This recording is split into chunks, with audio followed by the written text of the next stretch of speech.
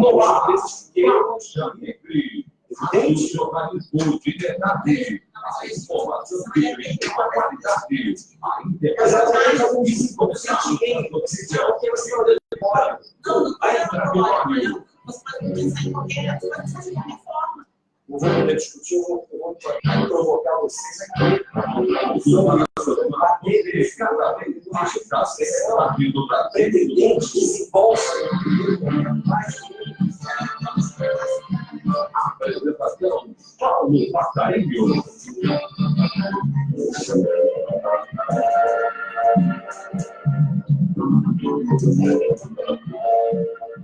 Supremo derruba a execução da pena de prisão antes do trânsito julgado das sentenças e abre possibilidade do ex-presidente Lula ser colocado em liberdade. Advogados do ex-presidente devem entrar ainda hoje na justiça pedindo a sua soltura. Sexta rodada de leilões nos campos do Pré-Sal tem apenas um de seus blocos vendidos, novamente através de consórcio pela frente à Petrobras. E governo e a imprensa empresarial voltam a criticar o regime de partilha, defendendo o regime de concessão. Enquanto isso, na ONU, o Brasil se isola junto com os Estados Unidos e Israel e, pela primeira vez em 27 anos, vota contra a resolução anual da instituição condenando o embargo econômico norte-americano contra Cuba. E aqui no Rio, depois de mais de 600 dias, a Polícia Civil apreende o computador da administração do condomínio, onde mora o suspeito de assassinar Marielle Franco e o atual presidente Bolsonaro, para finalmente realizar perícia no equipamento. Essas e outras notícias nesta sexta-feira, 8 de novembro do ano de 2019, do programa Faixa Livre.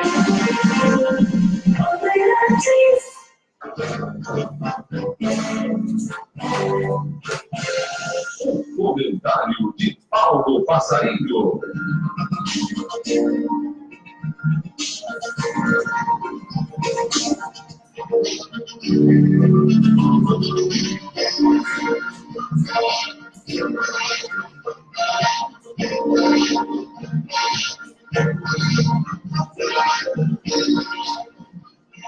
Bom dia, ouvintes.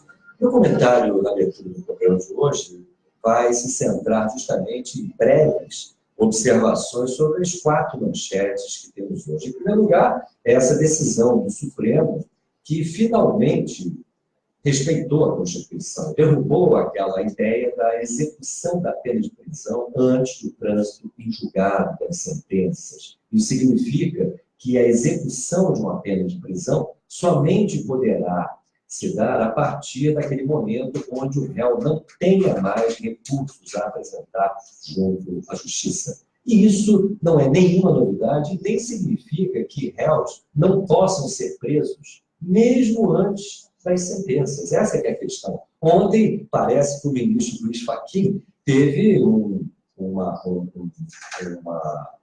recuperação da sua memória e justamente procurou tranquilizar aqueles que pregam a prisão imediatamente, que isso pode ser feito independentemente de sentenças, justamente por força do Instituto das chamadas prisões cautelares, prisões preventivas. Com isso, há claramente uma concepção que hoje, me parece, volta a predominar no Supremo, onde a Constituição deva ser respeitada. A grande pergunta é por que a Corte Suprema teve tantas idas e vindas para finalmente voltar a respeitar a Constituição. Certamente, me parece, essa é a impressão que eu tenho, é que o calendário eleitoral de 2018 teve uma grande influência nessas interpretações dos últimos tempos do nosso dito Supremo Tribunal Federal. A segunda manchete diz respeito à sexta rodada de leilões, que novamente frustrou o governo. O governo pretendia vender 5 blocos, apenas um deles foi vendido, e justamente por um consórcio formado novamente pela Petrobras e por empresas estatais chinesas, conforme tinha ocorrido um dia antes no leilão daquela área da chamada seção onerosa. E o governo volta a bater ali no regime de partilha. Alegam que esse regime impõe um ônus muito elevado para as empresas petrolíferas que venham se interessar pelo nosso petróleo. Teria sido isso que teria afastado essas empresas e defende o regime de concessão. hoje, o nosso debate especial do nosso programa vai se centrar novamente nessa questão do petróleo. E eu vou defender, justamente, levantar essa questão a respeito de uma curiosidade. Ora, o regime de concessão, até onde eu sei, impõe aos interessados, no primeiro momento, um ônus financeiro muito maior. Portanto, esse discurso aí do governo, do Paulo Guedes, desses analistas chapa branca do mercado financeiro, não tem pé nem cabeça. Essa é uma questão que será debatida aqui logo mais. O Brasil, por sua vez, lá na ONU, se isolou no plenário, ficando com a posição dos Estados Unidos e de Israel. Que companhias, hein? Para quê? Para, justamente, pela primeira vez em 27 anos, votar contra a resolução anual da instituição, que condena, naturalmente, o embargo econômico dos Estados Unidos contra Cuba. É uma tradição brasileira, uma tradição, na verdade, dos países reunidos lá na ONU, ter essa posição que é de denúncia, na verdade, de um crime contra a humanidade que é praticado pelos Estados Unidos na medida em que impõe sanções severíssimas ao povo cubano, meramente por questões político-ideológicas. É uma posição extremamente lamentável do governo brasileiro, alinhado aí a essas posições do bolsonarismo, que simplesmente quer colocar o nosso país como uma espécie de protetorado dos Estados Unidos, tal qual Israel é lá no Oriente Médio, um país que, na verdade, representa os interesses dos Estados Unidos naquela região tão conflituada. E, por fim, a questão relativa à decisão da Polícia Federal, ou melhor, da Polícia Civil aqui no Rio de Janeiro, que depois de mais de 600 dias, isso foi um verdadeiro escândalo, apreendeu o computador lá da administração do condomínio, onde mora o suspeito de ser o assassino de Marielle Franco, bem como mora também o atual presidente da República, o senhor Bolsonaro. Bem, todos nós sabemos que essa é uma providência que deveria ser tomada pela Polícia Civil desde os primeiros dias, naturalmente, desse assassinato, ou pelo menos desde que ficou claro que o Lessa, o suspeito de ser o executor, o assassino de Marielle, foi apontado pela polícia e, nesse sentido, naturalmente, muitas investigações deveriam ter sido feitas. Porém, não se sabe a razão, nós temos aí uma situação obscura, até porque, de acordo com o depoimento do porteiro, que inclusive autorizou a entrada do suspeito de ter sido motorista de Lessa, o senhor Elcio Queiroz, este esteve, horas antes do assassinato da Marielle, esteve nesse condomínio. E, curiosamente, o porteiro, não só em 2 depoimentos diferentes, afirmou que a autorização para a entrada de Elcio Lessa naquele condomínio fora dada por um integrante da casa do Jair Bolsonaro. Aliás, o porteiro se referiu como o próprio senhor Jair. Essa é uma questão que tem que ser esclarecida, bem como confirmou essa questão em 2 diferentes depoimentos, eu repito, bem como anotou no livro da portaria esse episódio.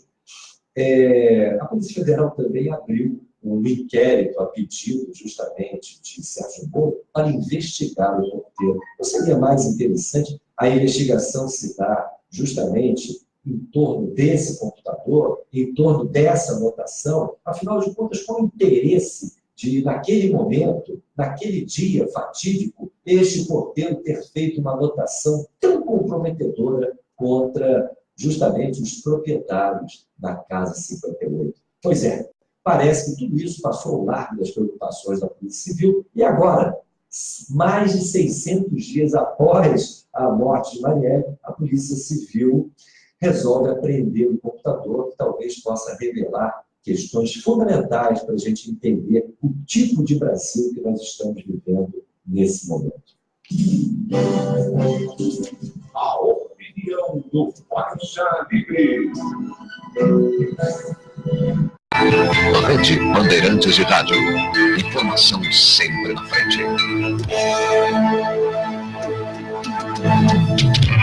Estamos apresentando Faixa Livre. Petróleo, eles estão de volta. No Brasil Colônia levaram nosso ouro e agora estão levando nosso petróleo e gás. Voltaram, não para pagar a conta ou pedir desculpas, mas porque agora querem o pré-sal. Portugal com a Petrogal, Espanha com a Repsol, Inglaterra com o BG Group, Holanda e Inglaterra com a Shell. Pelos leilões da ANP, as empresas estrangeiras já detêm metade do nosso petróleo. Reaja, o petróleo tem que ser nosso.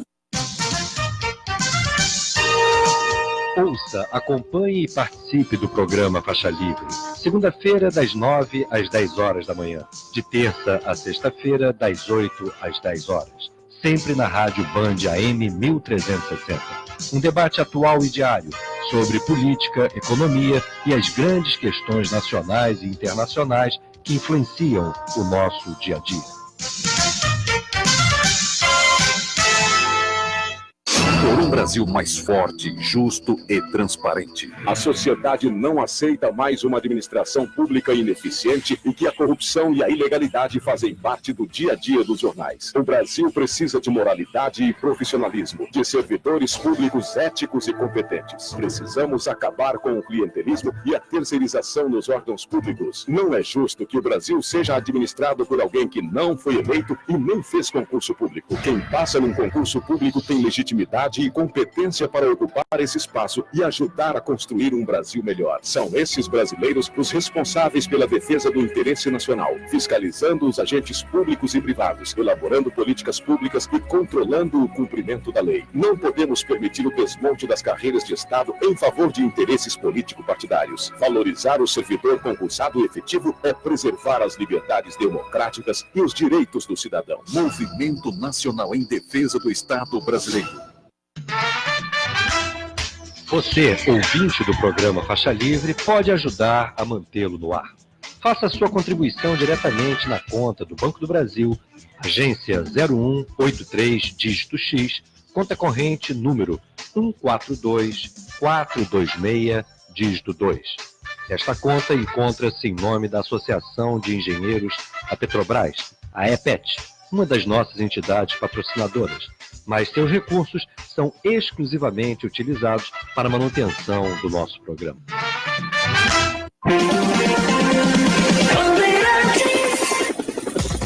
Trânsito. Agora, o ouvinte da Band que sai da Zona Norte com destino ao centro do Rio já encontra lenta movimentação pela Avenida Rádio Oeste, passando pela Avenida Maracanã em direção à Praça da Bandeira. Lembrando que você que vem da Avenida Marechal Rondon tem a alternativa de acessar o Viaduto da Mangueira pelo outro lado da linha férrea de Niterói, Avenida Bartolomeu de Guzmão, vai dar um bom tempo em direção a São Cristóvão, evitando o caminho da Radial. Quem vem da Tijuca, movimentação intensa na rua São Francisco Xavier, mesmo assim, pode ser uma alternativa para fugir do trânsito da Avenida Rádio Oeste. Você siga em frente, vai até o acesso para a Avenida Heitor Beltrão, em direção à Praça da Bandeira. Agora, promoção completa com Premia. Você abastece com Grid, a gasolina completa dos postos Petrobras e concorre na hora a um vale combustível. Aproveita e completa. Felipe Macom para a Rádio Bandeirantes, 1360 AM.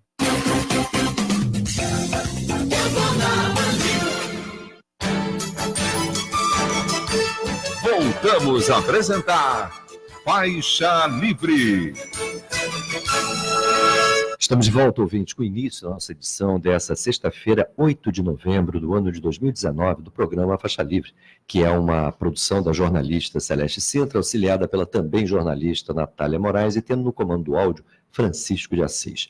Meu bom dia a todos e meu bom dia principalmente a vocês, ouvintes, que podem aqui participar através do telefone 25431360, nos enviando mensagens eletrônicas para o endereço ouvinte@programafaixalivre, tudo junto, .com.br, ou ainda diretamente para a nossa página do Facebook, Programa Faixa Livre, onde também vocês podem nos acompanhar diretamente na transmissão que realizamos diretamente do estúdio aqui da Bandeirantes, no Rio de Janeiro. E rapidamente, dando início às nossas entrevistas, cumprimento na ponta da linha o cientista político do Instituto de Relações Internacionais da PUC do Rio de Janeiro, membro da direção do PCdoB, professor Luiz Fernandes. Professor Fernandes, bom dia. Bom dia, Paulo, a você e a todos os ouvintes da Faixa Livre. Muito obrigado por você nos atender. Nossa ideia era conversar com você sobre esses 30 anos da queda do Muro de Berlim. Inclusive, na última sexta-feira, realizamos aqui um debate, você soube, nós o convidamos, mas não foi possível a sua presença, e queríamos conversar um pouco sobre isso. Porém, hoje, emerge um assunto, me parece, muito mais importante, que é essa posição da ONU ontem, ou melhor, a posição do Brasil ontem lá na ONU, quando o Brasil, quebrando a tradição, ele se alia aos Estados Unidos e Israel, fica completamente isolado no plenário e vota contra essa resolução, que já é uma tradição da ONU, condenando o embargo econômico norte-americano contra Cuba. O que significa isso, Luiz Fernandes? Não, eu diria que é estarrecedor, não é nem que mude uma posição tradicional da diplomacia brasileira, porque isso eles estão mudando em várias dimensões, em várias direções.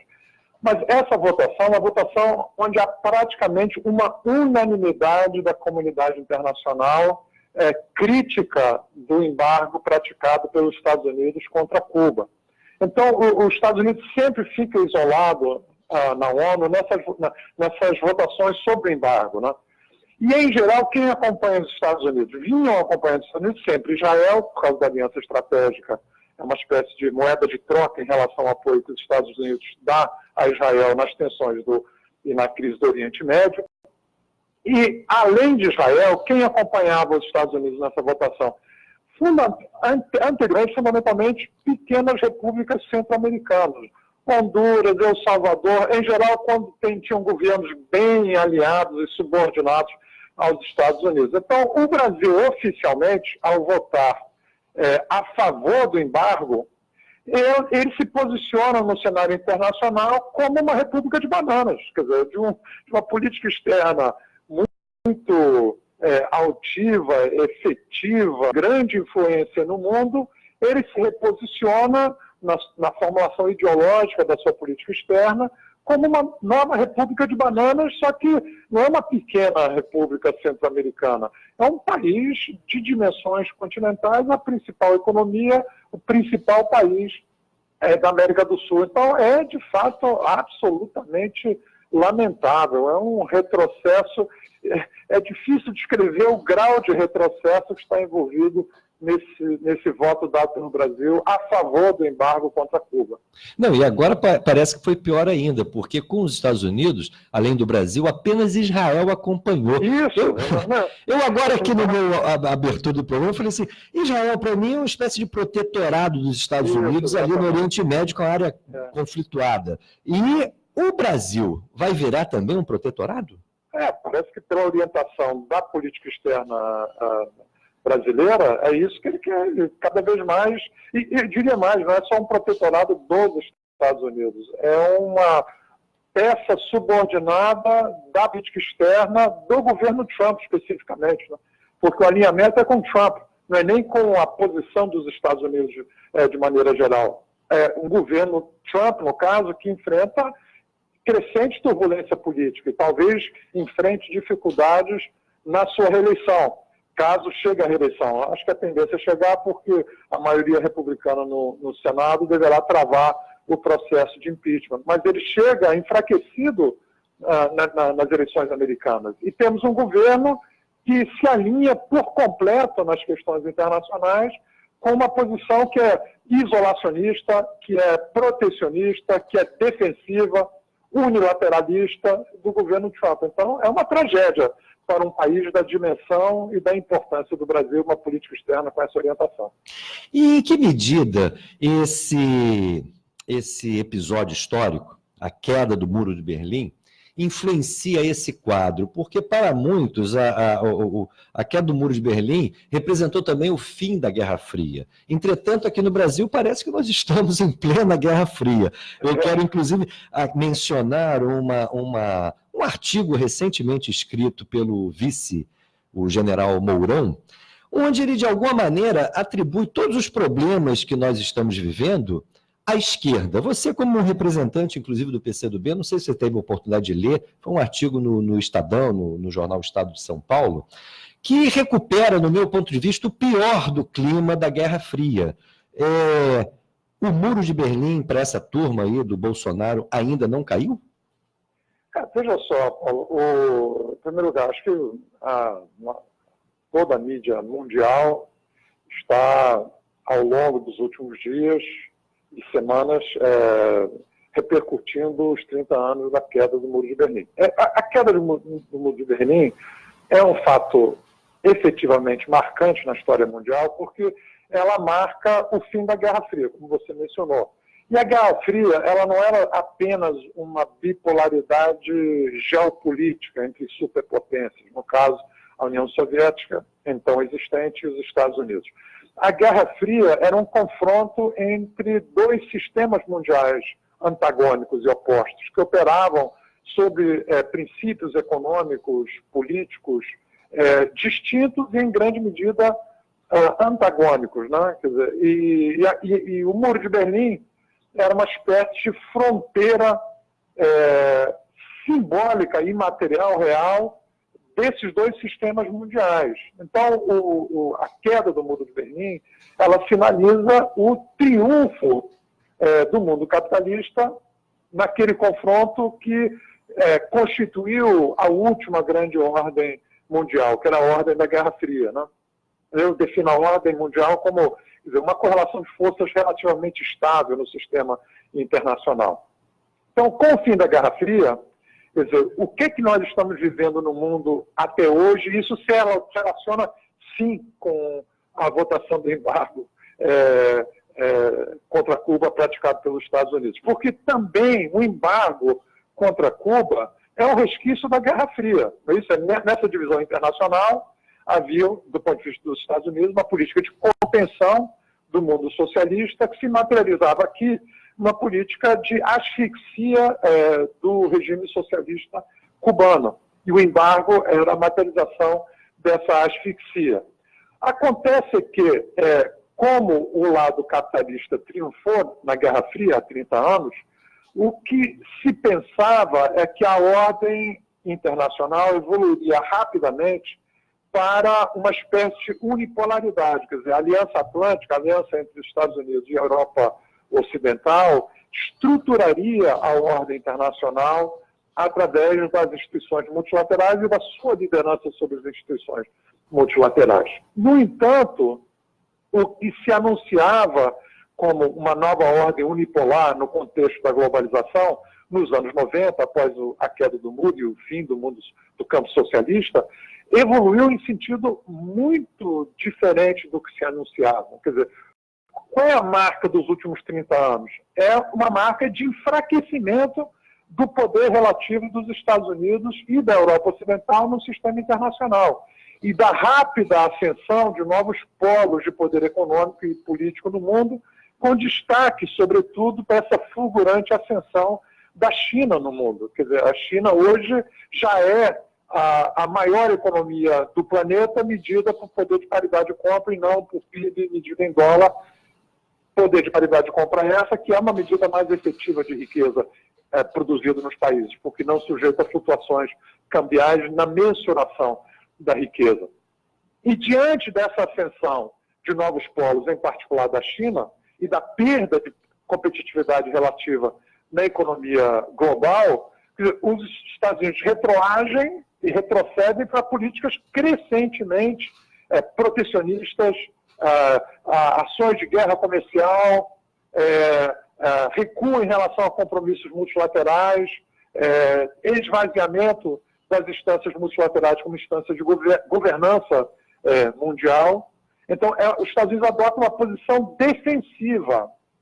É claro que essa posição defensiva, que procura preservar posições de poder, não interessa aos países em desenvolvimento e não interessa o Brasil. O Brasil está se vinculando com o governo Bolsonaro, na sua política externa, a uma potência decadente no sistema internacional, que cada vez mais é menos responsável pelas interações comerciais do Brasil na economia global, é cada vez menos fonte de investimento relevante para o país. Quer dizer, então ele faz uma opção de alinhamento quase que automático e subserviente para uma potência que está em decadência, e a política do Trump expressa essa decadência. Então, aqui nós vemos o Brasil votar com os Estados Unidos de forma absolutamente isolada perante o restante da comunidade internacional, para preservar um instrumento que é um instrumento que não faz mais sentido, um instrumento da Guerra Fria, o embargo econômico contra Cuba em nome do combate ao socialismo. E vemos uma retórica, como você mesmo mencionou, da Guerra Fria restaurada, sem sentido, porque não tem mais Guerra Fria.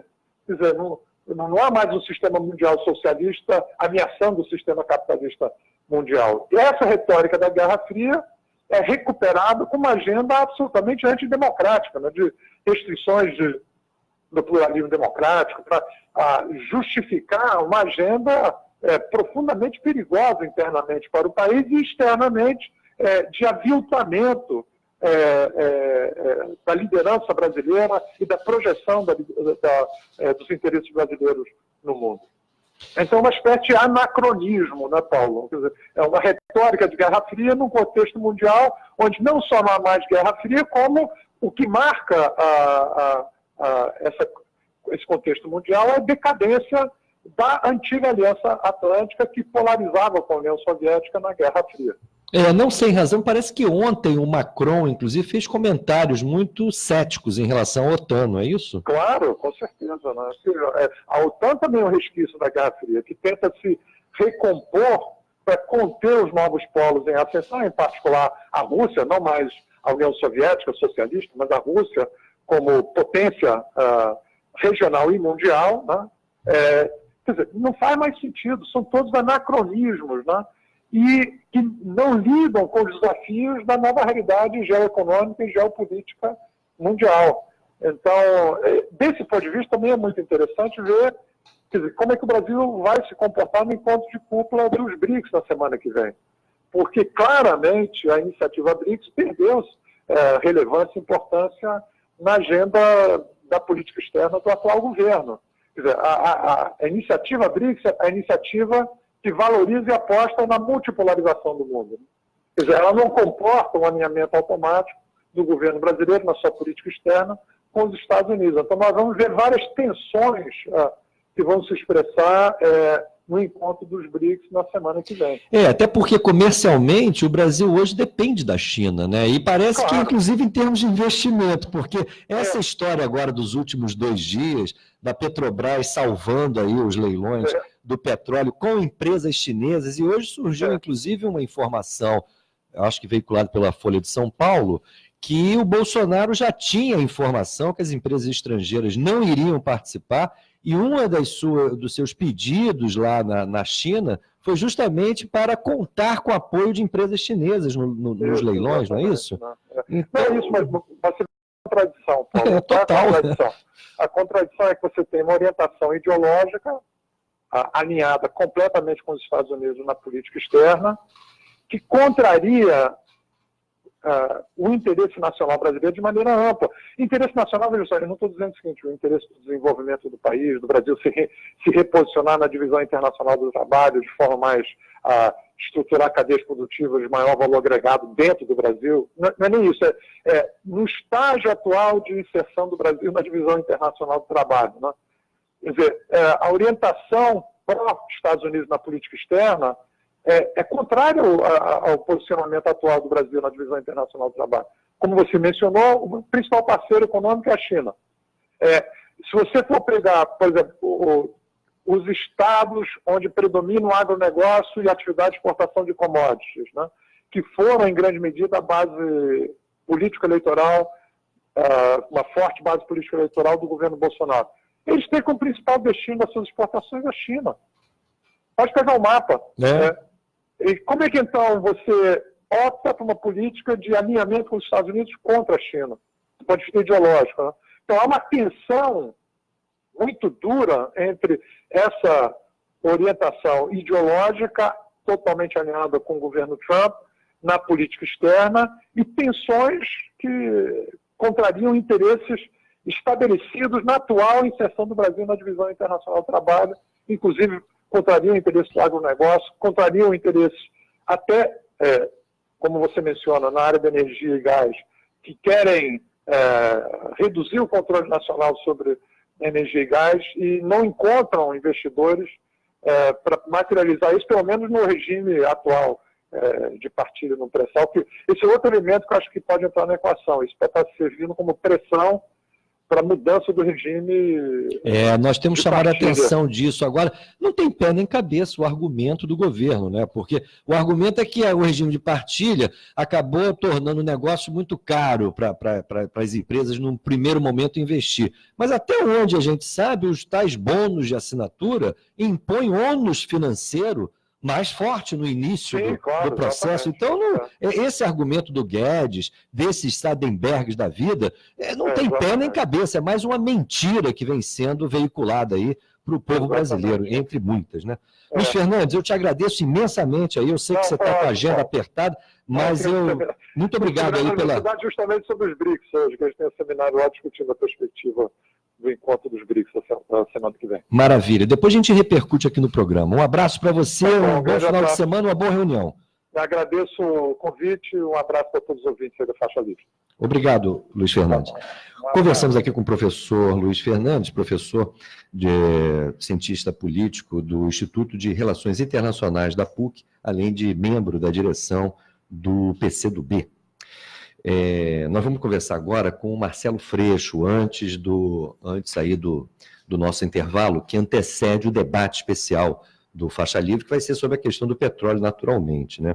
Olha, a Sônia Nunes aqui nos pergunta quais as expectativas com Lula livre. Olha, hoje já saiu até uma nota aí num desses jornais online, que os advogados já haviam, inclusive, entrado na justiça já com pedido de soltura do Lula, hoje, à luz dessa decisão de ontem do Supremo. Agora, ontem à noite, os advogados do Lula soltaram uma nota, eu vou ler essa nota. Eles diziam que o julgamento, rapidamente eles diziam o seguinte, que após conversa com Lula nesta sexta-feira, levaremos ao juízo da execução um pedido para que haja sua imediata soltura com base no resultado desse julgamento do Supremo. Então, é isso. Até agora, eu acho que a informação mais correta é essa que vem dos advogados Cristiano Zanin Martins e Valesca Martins, os advogados do Lula. E na ponta da linha eu cumprimento o deputado federal do PSOL do Rio de Janeiro, Marcelo Freixo. Marcelo Freixo, bom dia. Bom dia, Paulo. Prazer falar com você novamente. Bom dia a todos os seus ouvintes. Muito obrigado, Marcelo, por nos atender. A questão é a seguinte, depois de mais de 600 dias, Marcelo, ontem a Polícia Civil finalmente apreendeu o computador lá da administração do condomínio, onde mora o suspeito de assassinar Marielle Franco e também o atual presidente da República, que inclusive, por conta aí de um depoimento do porteiro que estava de plantão lá no dia do assassinato da Marielle, ele claramente, em 2 depoimentos diferentes, ele disse que o Elcio Queiroz, o suspeito de ser o motorista do Rony Lessa, o suspeito de ser o executor do crime, que ele entrou no condomínio a partir de uma autorização que veio da Casa 58, que pertence ao Jair Bolsonaro. Agora esse porteiro, inclusive, está sendo processado. Eu não sei qual é o interesse desse porteiro em ter feito tantas mentiras naquele dia onde ninguém sabia que a Marielle ia ser assassinada, e muito menos que o deputado federal lá da Casa 58 viria a ser o presidente da República. O que você acha de tudo isso, Marcelo? Bom, Paulo, é uma história complexa e longa, né? Mas tentando ser objetivo no que cabe aqui ao programa, o caso da Marielle é um caso que acho que dispensa maior explicação, né? É o caso mais acompanhado do Brasil.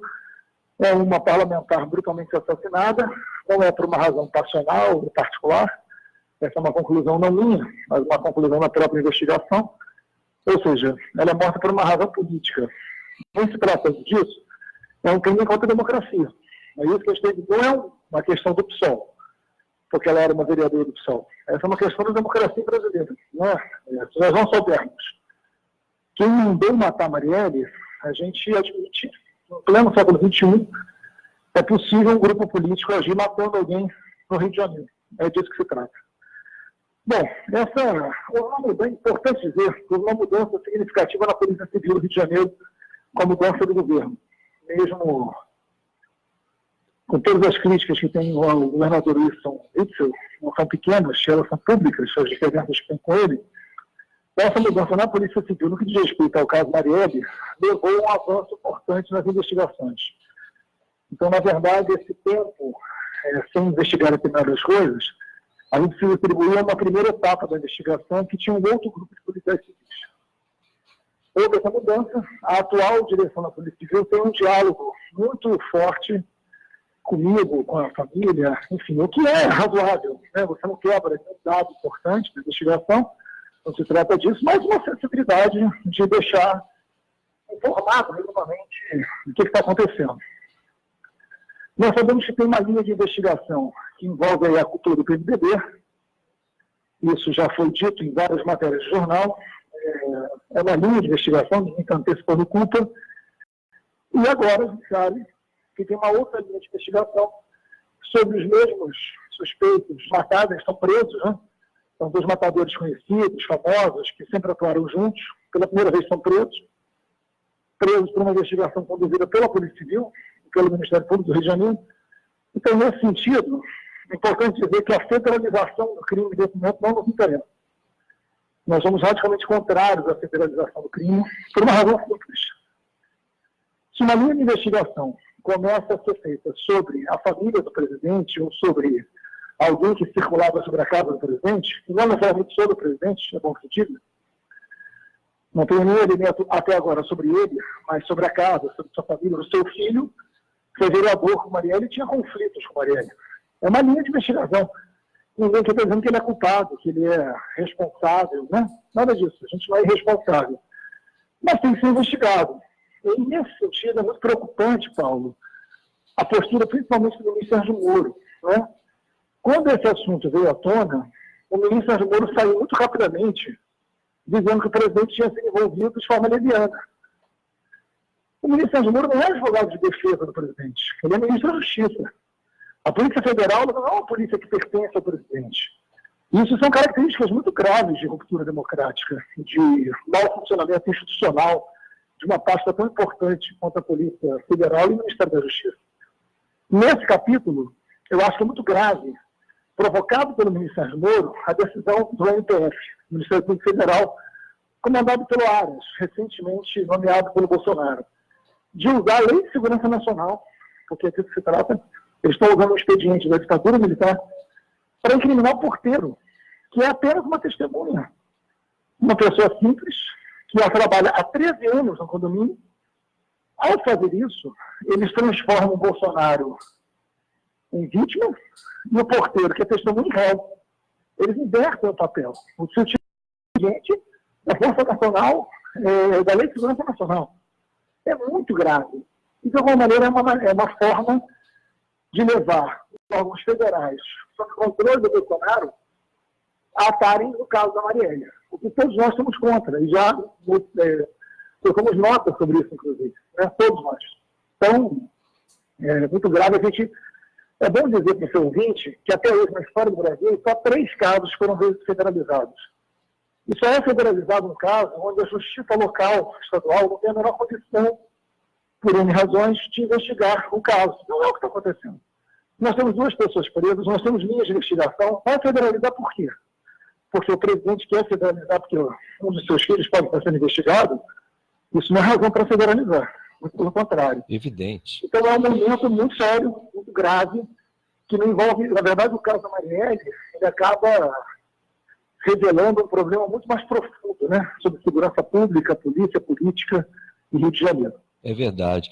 Já foi pensado em se pedir proteção de vida a esse porteiro? Por exemplo, o Ministério Público do Rio de Janeiro, ou você mesmo, como deputado federal, poderiam ter essa iniciativa?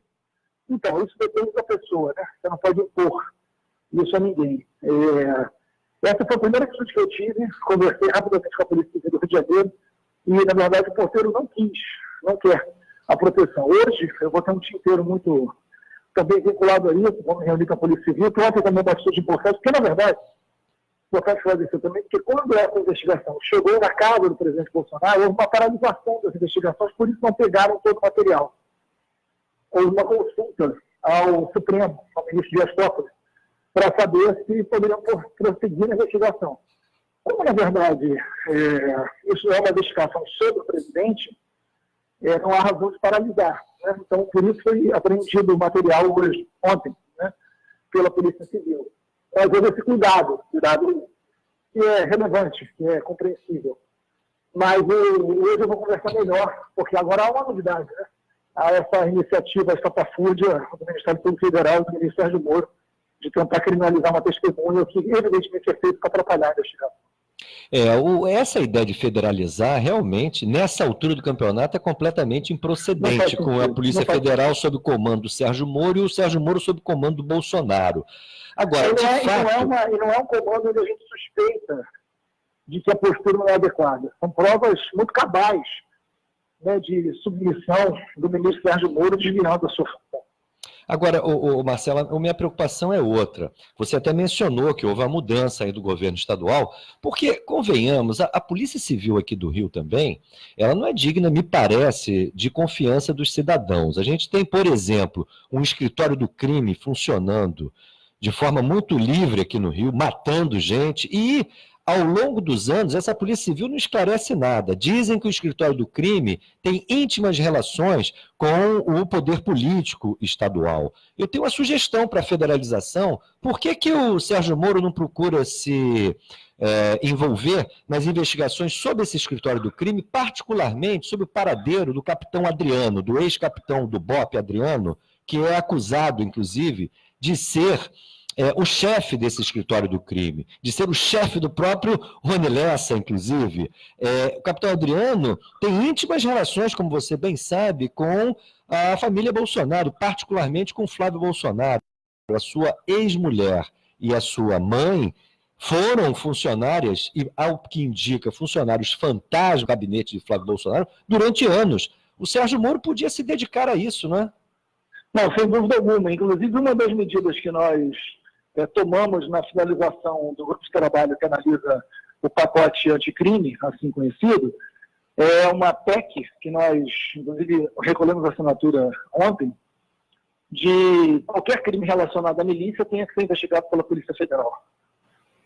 Essa é uma iniciativa nossa, porque a gente está, evidentemente, entendendo que as ações das milícias têm uma limitação muito grande nos estados, na sua capacidade de investigação, né?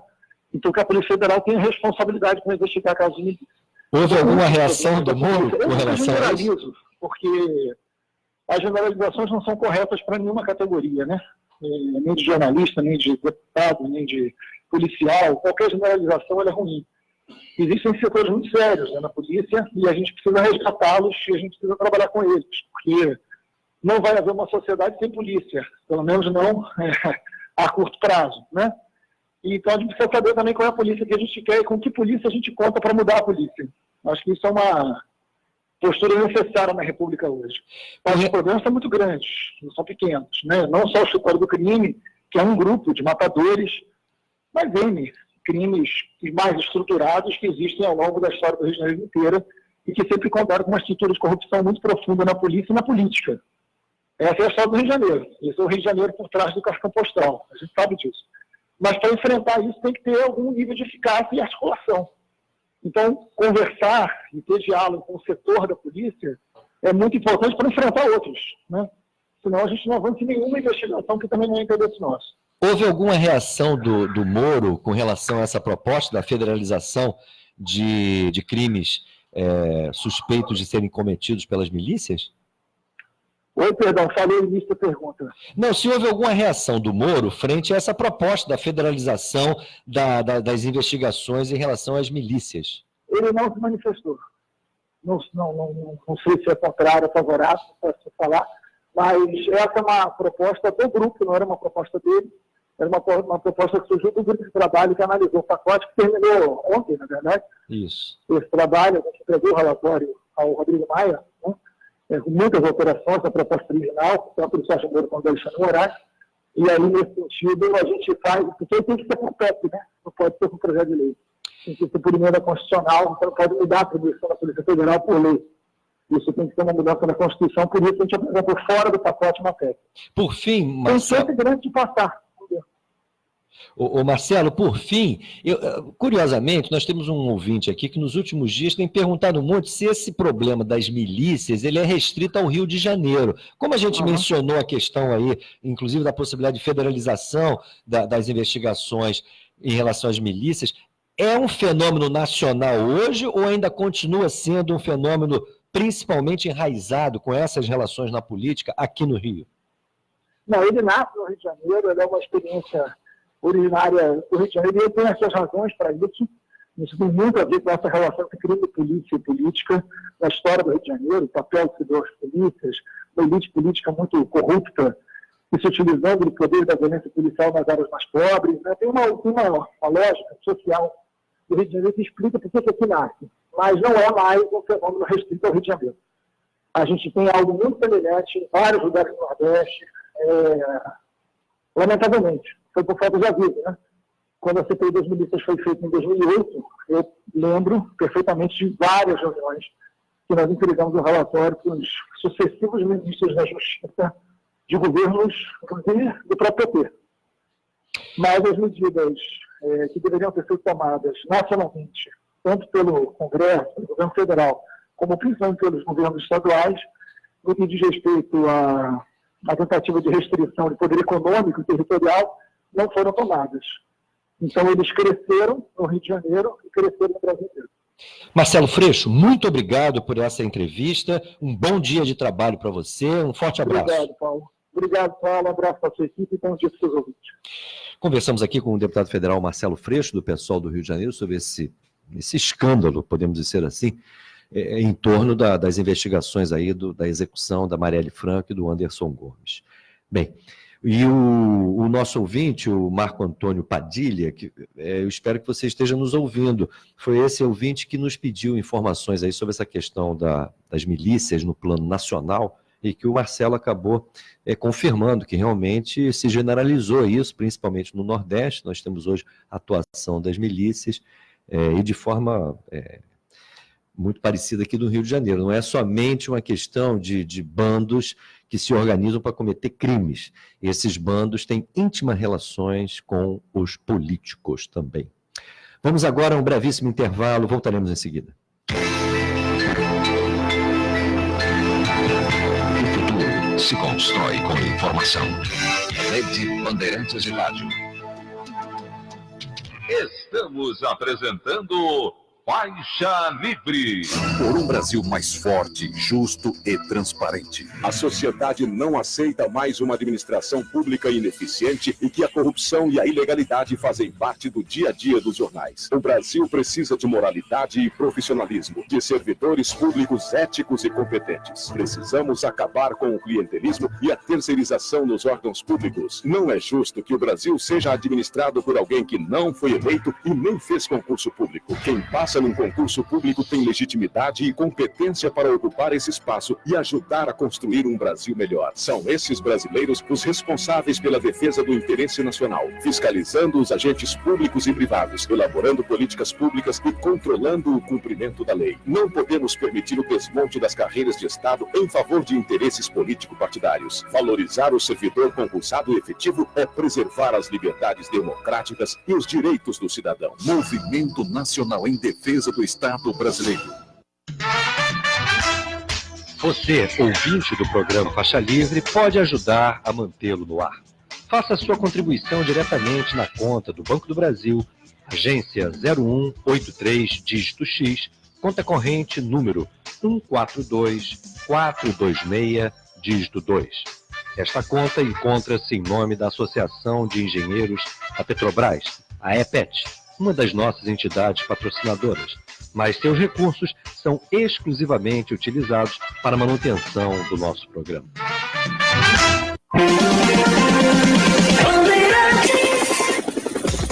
Trânsito. O ouvinte da Band que segue em direção à zona sul do Rio, em direção ao túnel Rebouças, encontra retenção no acesso para o elevado Paulo de Fronten. Há reflexos no elevado Fino Pissarro, hoje com o pior panorama, de via de ligação entre a linha vermelha e o Paulo de Fronten. Lembrando que a alternativa do caminho rumo à zona sul pelo elevado 31 de março, em direção ao túnel Santa Bárbara, apesar da movimentação mais intensa. Quem vem chegando pela linha vermelha, quer ir rumo ao centro do Rio, tem a alternativa de acessar o campo de São Cristóvão. Vai fluindo melhor do que ir por cima, você vai em direção ao centro, acessando a área da Quinta da Boa Vista.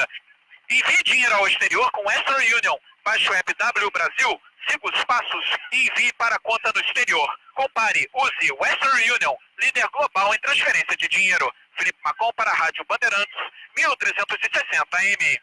Rede Bandeirantes de Rádio.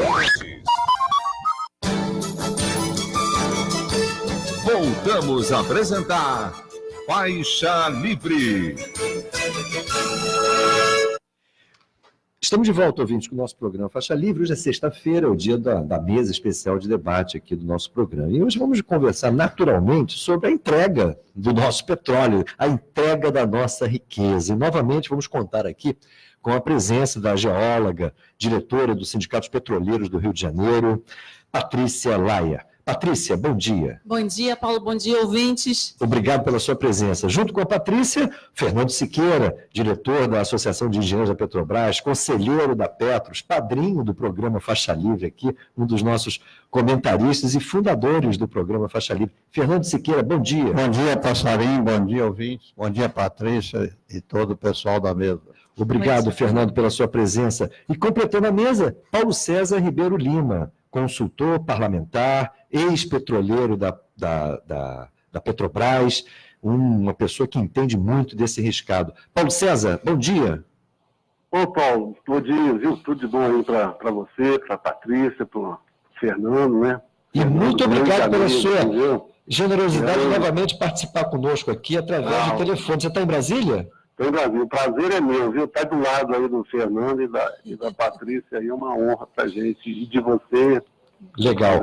Vamos tentar entender esse imbróglio aí dos leilões aí, que para o ponto de vista do governo foi frustrante, tanto o leilão aí da área da seção onerosa, quanto também a sexta rodada de leilões do pré-sal. Eu quero começar com a Patrícia. A pergunta vai ser a mesma, viu? Patrícia, Fernando e Paulo César. O que aconteceu que esse negócio aparentemente absolutamente lucrativo, acabou não atraindo o interesse das grandes empresas petrolíferas internacionais? Patrícia. Então, tem um assunto que ninguém falou até agora, mas que é muito importante a gente deixar claro para a sociedade, que foi a reação, né, das instituições, os sindicatos, a federação, os petroleiros, a EPET. Nós entramos com ações para barrar esse leilão que está eivado de irregularidades, e isso deixou claro também as inseguranças jurídicas e, com certeza, influenciou, porque hoje em dia você tem um alinhamento muito grande da atual gestão da Petrobras com as empresas, essas empresas que eles chamam de empresas parceiras, né? Na verdade, tratam os competidores como parceiros hoje em dia, e eu acho que isso é uma coisa que não pode ser ignorada. Agora, tem aspectos também de geopolítica internacional que certamente podem ter favorecido algumas empresas a, nesse momento, ter recuado do investimento, além dessa ameaça de perder tudo por esse leilão estar sendo executado da forma como ele estava sendo. Que é a questão da abertura de capital da Saudi Aramco.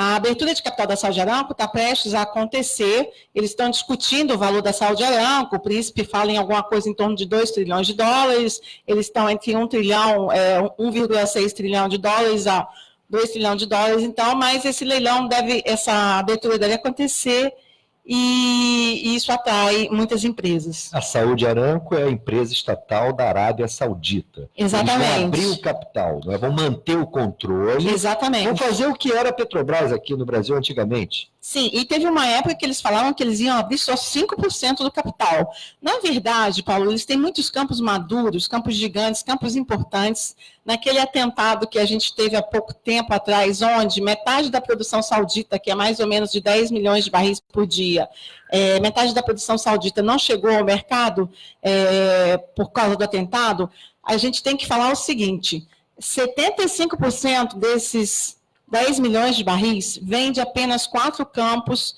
que são campos gigantes. 2 são campos mega gigantes, que são campos com reservas de mais de 50 bilhões de barris. Gauá, Safânia.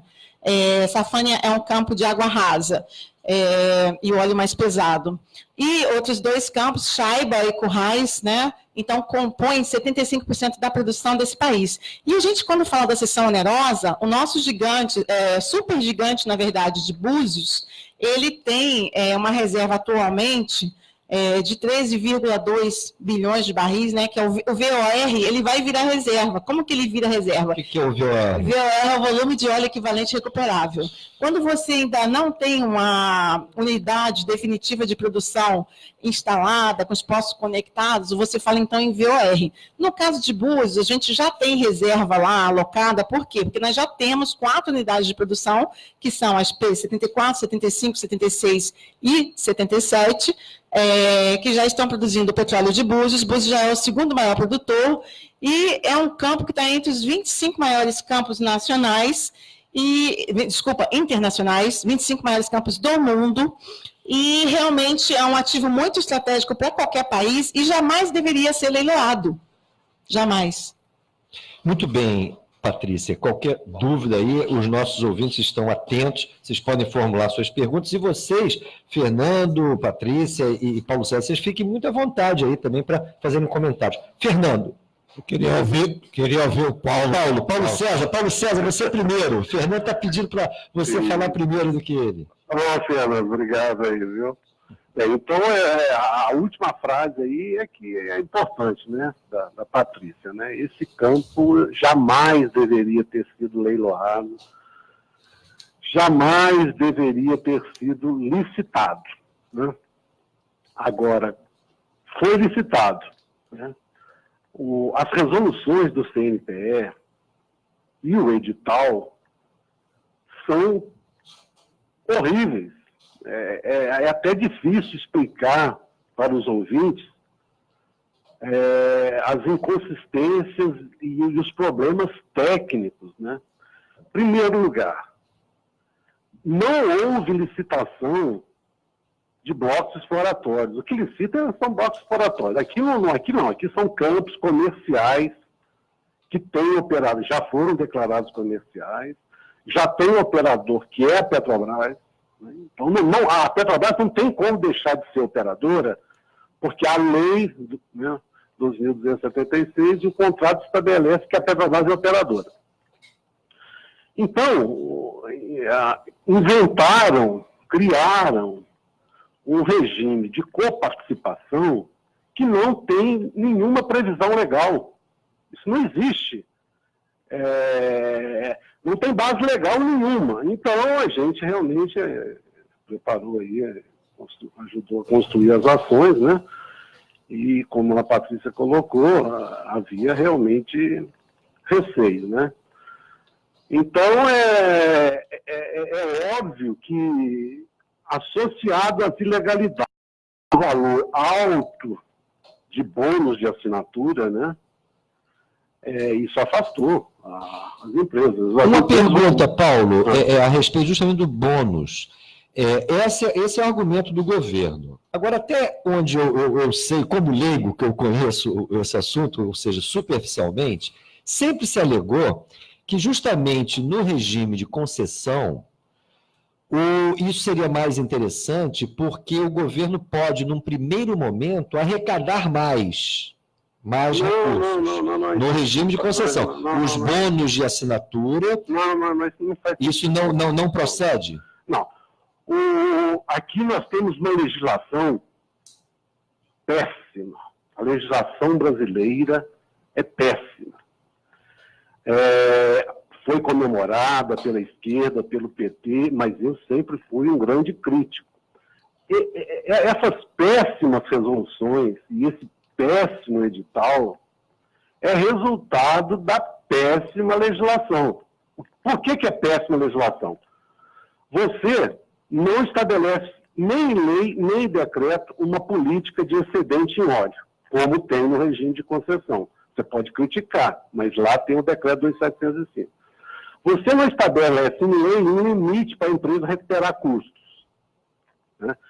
Então, o governo de plantão, ele faz o que ele quer, independente de decreto e de lei. Então, senta lá o ministro, lá o Conselho Nacional de Política Energética, fala o seguinte, ó, nós vamos pôr aqui um bônus de 68 bilhões e vamos colocar um excedente em óleo aqui de 23. Então, isso, tecnicamente, numa área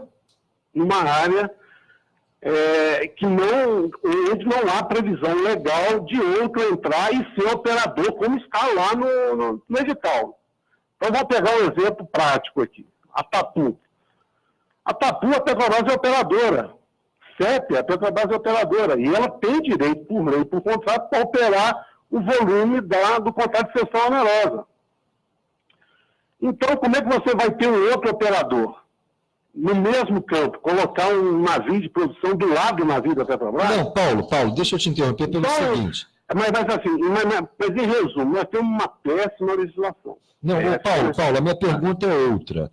Essa questão aí do complicador, especificamente, desse leilão aí da cessão onerosa, por conta justamente da Petrobras já estar na área, por conta, inclusive, de serem campos comerciais, e o que impõe essa coparticipação aí, realmente isso é um complicador. A questão é outra. Qual? O governo, o Paulo Guedes, essa turma aí, os Sadenbergs da vida, porque tem essa imprensa empresarial que mente o tempo inteiro. Eles estão batendo na tecla que o que afastou as empresas estrangeiras foi o alto custo que elas teriam num primeiro momento. Até onde eu me recordo, uma das críticas que eram feitas anteriormente à lei de partilha é que ela justamente fazia com que a União abrisse mão de receita em relação ao regime de concessão. Porque no regime de concessão, quando você cobra lá o tal do bônus, a União ganha de imediato mais dinheiro. Então vamos agora... Eu falei como é o regime de partilha. Agora eu vou falar como é que é o regime de concessão. Eu lembro que, inclusive, Paulo, só para te ilustrar, você chegou a fazer umas simulações, essa lei de partilha, de fato, é tão ruim, e a forma como ela foi aplicada a primeira vez, que foi na venda do campo de Libra, você, inclusive, me parece, pela minha memória, você apresentou um argumento que a lei era tão ruim que, pela forma como foi feita a partilha de Libra, se naquele momento fosse aplicada a lei de concessão ali, as regras da lei de concessão, a União teria até mais vantagem.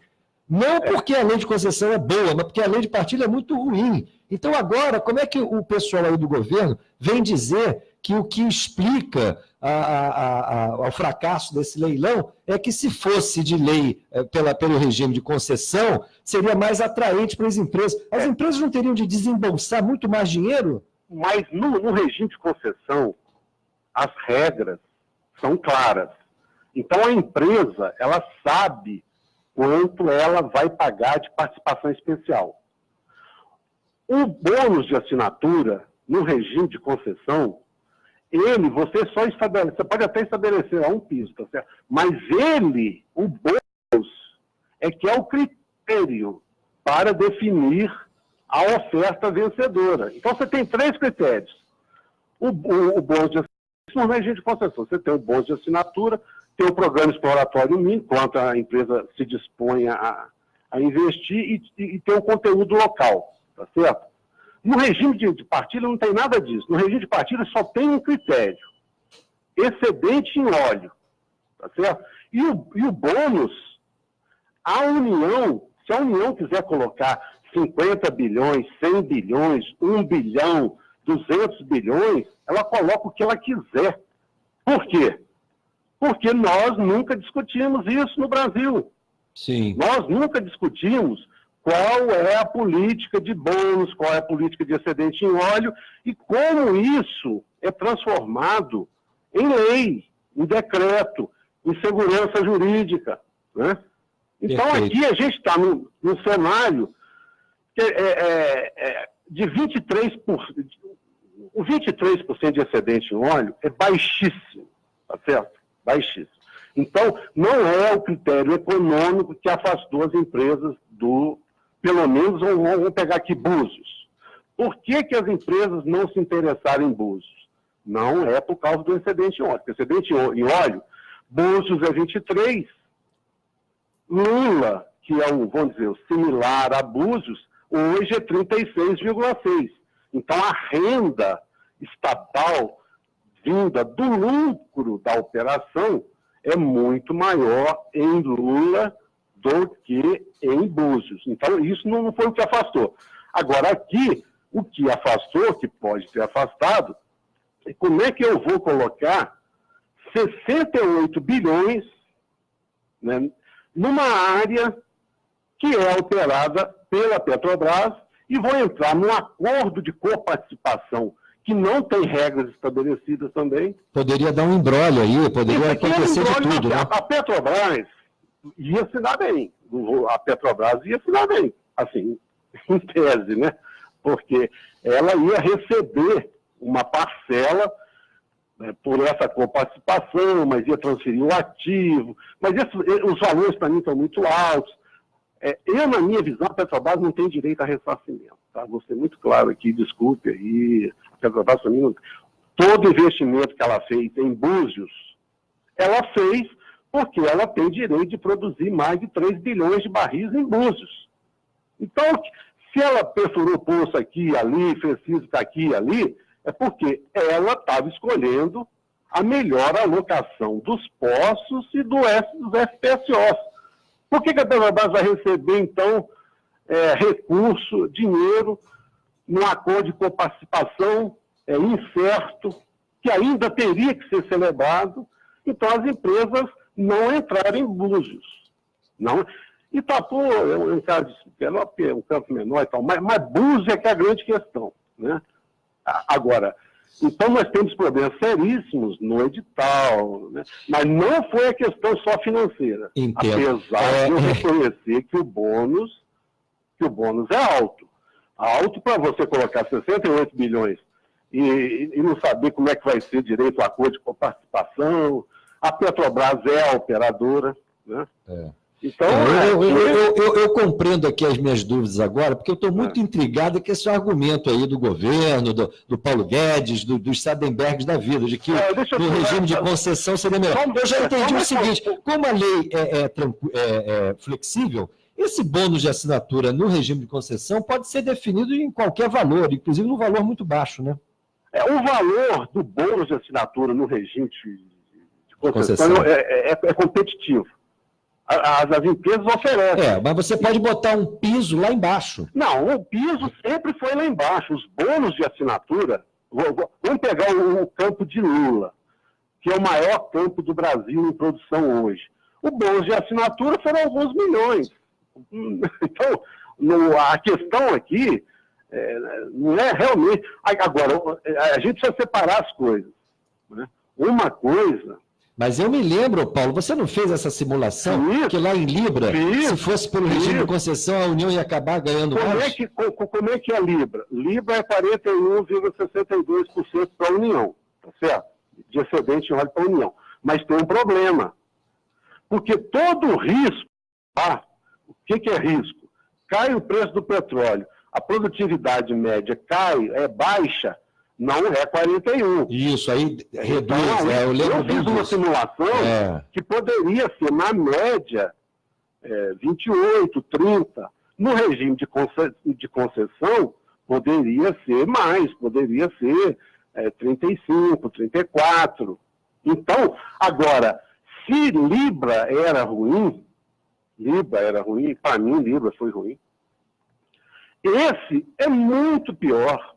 Porque Libra, quando você tem lá o limite de recuperação de custo, como é que era o limite de recuperação de custo? Era 50% dos 2 primeiros anos e 30% a partir dos outros anos. E era por módulo. Aqui não. Aqui é 80% e não é por módulo. Então isso aqui realmente era para as empresas terem pegado Búzios. Porque isso aqui é um filé. E, na minha visão, né, elas não, talvez por causa dessa questão da Conde por participação, Risco Brasil, eu não sei o que levou as empresas, ou elas agiram articuladamente para melar o leilão. A gente não sabe o que aconteceu nos bastidores. Tá certo? É verdade. Mas Paulo, Búzios... Deixa eu passar a palavra aqui para o Fernando. É o filé do filé. Não, isso ficou claro. Filé do filé. Fernando, se é o filé do filé, por que os açougueiros não chegaram? Bom, primeiro,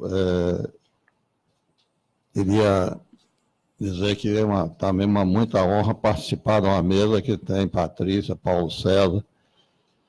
Agora, eu tenho uma pequena divergência, quer dizer, a lei de partilha, ela não é tão ruim. O problema, Passarinho, é que quando a lei foi feita, nós acompanhamos lá no Congresso, e nós não conseguimos estabelecer um valor mínimo do óleo-lucro que a empresa tem que dar para o governo. Por exemplo, em Libra, nós conseguimos, o deputado do PDT, o André Figueiredo, apresentou uma emenda estabelecendo 60%, o mínimo do óleo-lucro a ser dado ao governo. A Dilma, baixo, pessoalmente... O que é baixo esse 60% em relação ao que se faz aí pelo mundo afora? Pelo mundo afora, os países exportadores ficam com 82% em média, mas os 60%, com mais os impostos, poderia chegar lá, né? Ocorre que a Dilma foi pessoalmente falar com o André Figueiredo para retirar a emenda e ele retirou. E aí, quando você não tem um valor mínimo, acontece o que aconteceu agora no leilão. Quer dizer, a ganhadora, que foi a Petrobras, vai pagar a União 23% em Búzios e 18% no Itapu, né, que foi o outro campo que ela comprou. Então, esse foi o ponto negativo do leilão. Quer dizer, a Petrobras é uma empresa nacional, é muito melhor que outra estrangeira, mas ela tem acionista privado. E tendo acionista privado, ele vai ter um grande lucro aí com esse percentual baixo do óleo-lucro a ser dado ao governo. Agora, eu até agora não entendi muito bem por que as empresas não participaram, porque nos leilões 4 e 5, elas participaram, a Petrobras tinha o mesmo direito de exercer opção de 30%, etc. Então, havia um receio meu, da Patrícia, de Paulo, de todos nós, que as empresas estrangeiras entrassem, tivessem esse óleo-lucro baixo, e aí você tem uma tabela, a tabela 17 do edital, que é uma jabuticaba, só tem no Brasil. O Paulo César mencionou aí de passagem, que na medida que o custo do óleo cai e a produtividade também, quer dizer, é normal, a curva do campo passa por um pico e depois decai a maior parte do tempo, né? E quando decai, o percentual da União decai. A tal ponto, cai tanto que eles botaram um mínimo de $1. Entendo. $1 por barril de indenização. Então, agora, considerando que você tem um campo de Búzios, por exemplo, um campo fantástico, como o Paulo e a Patrícia já enfatizaram, com 13 bilhões de barris já descobertos em produção, que isso não atraia a cobiça das empresas estrangeiras que estão ávidas por petróleo. As empresas do cartel estão perdendo reserva, estão com risco até de sobrevivência se não tiverem reserva. Então, para ser um pouco pessimista,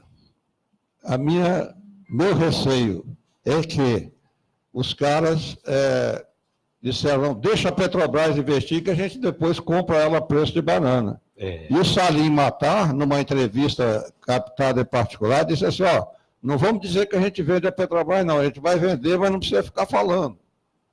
Então, o perigo pode ser esse. Pode ser esse. A situação política do Brasil pode ter influenciado também essas decisões empresariais das grandes petroleiras? Eu te pergunto isso pelo seguinte, Os brasileiros, parece que, ou pelo menos uma parte dos brasileiros, veem a situação do Brasil hoje como absolutamente normal.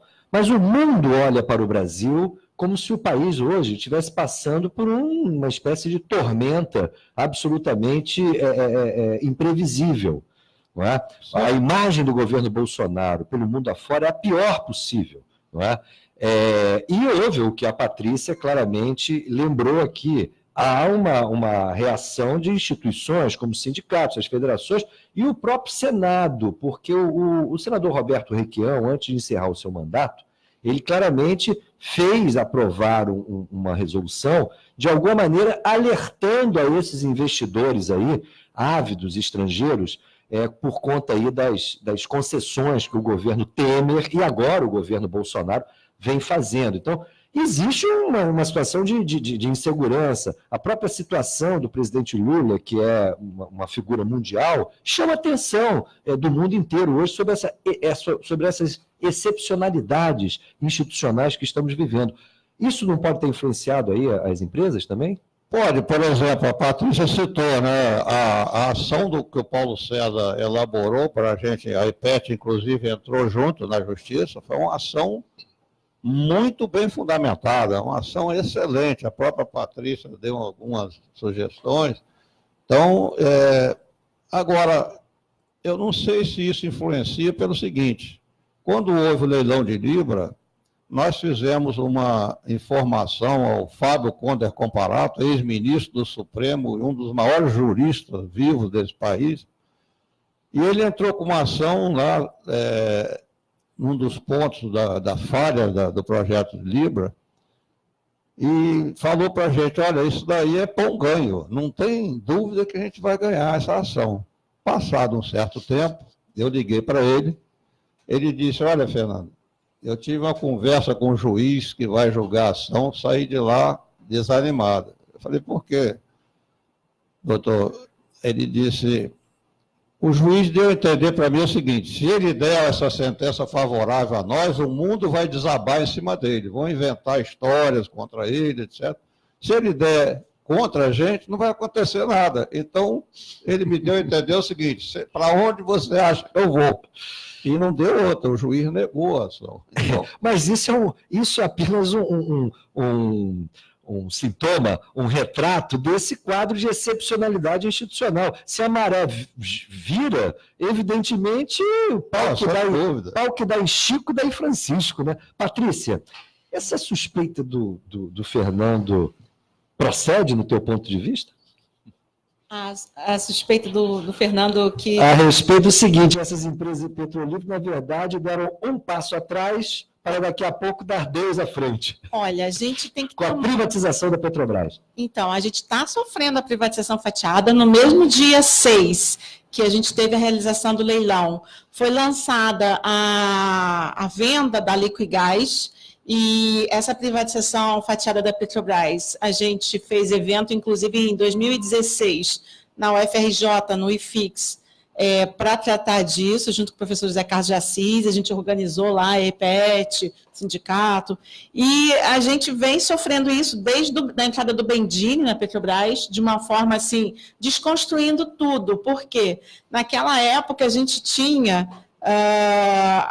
as distribuidoras em países da América do Sul, a gente tinha, então, uma estrutura montada para realmente, com o pré-sal, a Petrobras não se tornar uma exportadora de petróleo bruto, mas a Petrobras poder escoar seu excesso de derivados, eventualmente, para os países da América do Sul, e se tornar uma empresa importante, mais importante ainda do que ela já é, né? Eu acho que a Petrobras tinha tudo para se tornar a segunda grande estatal do mundo. Porque quando você olha para outros países do Oriente Médio, eles hoje em dia lidam com o declínio natural dos campos deles e alguns dependem muito de um campo, né? É o caso do Kuwait, por exemplo. Hoje em dia você vê o Kuwait já no mercado internacional buscando petróleo em outros países, porque não pode ficar dependendo apenas de Burgan, embora seja um campo muito importante, né? É o segundo maior campo do mundo, mas já vem sendo explorado há muito tempo. O pré-sal, ele é uma oportunidade totalmente ímpar para a gente, e nenhuma multinacional ia desistir de pegar esses campos. Então, eu acho que, realmente, com José Serra trabalhando tempo integral no Congresso para colocar de volta o regime de concessão, como ele prometeu naquele famoso telegrama de 2009, vazado em 2010, a representante da Chevron, né? Eles querem fazer o retorno, o PSDB, e hoje em dia a gente tem muita gente ainda da equipe econômica, ou aliados dessa equipe econômica do PSDB, de forma influente ainda no país, e militando para que haja um retorno à concessão. A gente tem esse perigo. Ele está também trabalhando para quebrar a nossa preferência, o direito de preferência da Petrobras, e a gente sabe que na mão de Castelo Branco tudo é possível, porque Castelo Branco já falava que o sonho dele era ver a Petrobras privatizada e o BNDES extinto. Então, a alegria lá na Petrobras foi muito assim, sintomática. Na hora que a gente viu o resultado do leilão, a gente ficou muito alegre. Então, as equipes lá estavam sorrindo, e de repente todo mundo teve esse mesmo raciocínio que o Fernando teve. Ai, meu Deus, elas estão desistindo hoje para comprar a gente amanhã na Bolsa de Nova York. E a gente, infelizmente, sabe que isso é possível. Agora, o Paulo, pelo que eu entendi, a Patrícia claramente se preocupa aí com esse retorno ao regime de concessão. Pelo que eu entendi, Paulo, você acha a lei de partilha tão ruim da forma como ela saiu do Congresso, e a maneira como se permite que cada governo aplique essa lei ao seu modo, que, pelo que eu entendi, você prefere o regime de concessão? Não. De jeito nenhum. Eu tenho simplesmente pavor do regime de concessão. O regime de concessão, tecnicamente, ele não faz sentido nenhum. Nenhum país que forma preço, que é exportador de petróleo, aplica o regime de concessão em grandes campos. Regime de concessão não existe tecnicamente. Tá certo? O José Serra pode estar defendendo o regime de concessão, não é por questões técnicas, né? Então, o que existe em países que têm grandes campos, né? E o Brasil é exportador, né? Porque os Estados Unidos, tudo bem, mas os Estados Unidos, a importação, ele não é importador líquido. Então, os Estados Unidos, não tem nada... Eu defendo, né? Vamos colocar aqui por partes. Eu defendo o modelo norueguês. Eu aplicaria o modelo norueguês em Búzios, aplicaria o modelo norueguês em Atapu, em Sete e Itapu. Depois eu posso falar o que é modelo norueguês. Você já contou uma vez para a gente aqui, mas eu vou te provocar para você contar de novo, porque é muito boa essa história. O regime de partilha é muito melhor que o regime de concessão. Então, nós vamos defender o regime de partilha. Por quê? No regime de partilha, qual é a diferença conceitual? Como o Brasil é formador de preço, vai ter que sentar na mesa com a OPEP, com a Rússia, daqui a 5, 10 anos, o Estado é que vai definir o nível de produção. Isso é impossível no regime de concessão. Então, o regime de partilha é adequado ao Brasil? Muito adequado. Não acho tão adequado quanto o modelo norueguês, mas muito melhor que o regime de concessão. O problema no Brasil não é o regime de partilha. O problema no Brasil é o regime de partilha da Dilma. Esse é que é o problema. O regime de partilha da Dilma... Da Dilma por quê, Paulo? Essa lei foi formulada na época do Lula. Não, mas ela que mandava lá no setor de petróleo. Ah, sim. Mas a Petrobras também teve influência negativa. Infelizmente teve. Tá certo? Não... Mas isso eu não posso falar. Mas assim, a Dilma, eu cheguei a falar lá, não, vamos colocar aqui uma política de excedente em óleo na lei. Vamos colocar uma política de limite de recuperação de custos. E vamos colocar na lei uma política de conteúdo local. Aí seria um regime de partilha muito bom, porque você tem, não vou dizer que a emenda do André Figueiredo lá passar 60%. Pô, a gente estaria rindo aqui hoje, a Petrobras ficou com Búzios, mas vai pagar 60%. Esse é o melhor dos mundos. Assim, possivelmente, né? Por quê? Porque você tem a Petrobras pagando bem para o Estado, né? Agora, o problema é que Como não teve lá os 60%, a Dilma não deixou mesmo, tá certo? Isso eu acompanhei. Ela já era presidente da República, porque isso aqui foi depois. Foi naquela lei dos ROIs, a lei de 1858, que teve o relator era o André Figueiredo, ela não concordou. Foi para o Senado, foi aprovado na Câmara com 60%. Lá no Senado, a Dilma, o governo foi lá e tirou, voltou para a Câmara, aí o André Figueiredo, então vamos aprovar assim mesmo, porque queria destinar ROIs para a educação. Limite para a recuperação de custos e política de conteúdo local. Como a Dilma não fez nada disso, nós estamos com um regime de partilha que é ruim. Agora, o regime de partilha da Dilma é ruim, mas o regime de partilha é muito melhor. Mas eu ainda prefiro o regime norueguês. Depois você fala. Eu só quero te perguntar o seguinte, Paulo. Se o Serra não defende o que defende por questões técnicas, por que ele defende isso? Se você não... Olha, você fica à vontade, Paulo, porque você já falou também que... O que eu posso afirmar é o seguinte, eu já estou aposentado, mas eu vivi desde 2002, foram 17 anos de ver lá os bastidores. Você via os bastidores do Senado, é isso? Então você via lá o bastidor da Shell, da BP, da Shell. As visitas, você via as visitas que os bastidores do Senado recebiam? Não, no Congresso, na Câmara, no Senado, o lobby... no Senado, na Câmara, no Supremo. O lobby das petrolíferas. No Supremo também, né? Não é? Então, agora elas vão lá com aquele ar de seriedade, defender o regime de concessão. Isso não tem o menor cabimento. É só pedir para a Shell, falar assim, Shell, você está defendendo aqui a concessão, não é isso? Então você me apresenta aqui um país que é exportador, e é exportador em cima de empresa privada no modelo de concessão. Isso não existe no mundo. O controle é estatal. Quando a Patrícia colocou aí a Sal de Aranca, assim, o valor da Sal de Aranca é 1,5 trilhão de dólares. Vão fazer uma aberturinha de capital lá de 68 bilhões, só na Bolsa de Riad. Não vai ser nada daquilo que eles estão falando, não. É na Bolsa lá de Riad. Eles vão adotar o modelo que era da Petrobras antigamente, né? Mas é coisa pequena. Mas pequenininho, né? É coisa pequena, é 68 bilhões e 1,5 trilhão. Então é uma...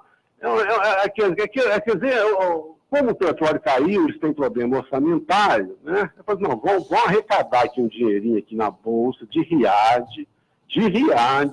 tá certo? E é uma parcela ínfima. Isso é o que a gente fala, mas o valor da Sal de Aranca pode ser até muito maior do que 1,5, né? Que a gente não conhece bem a Sal. E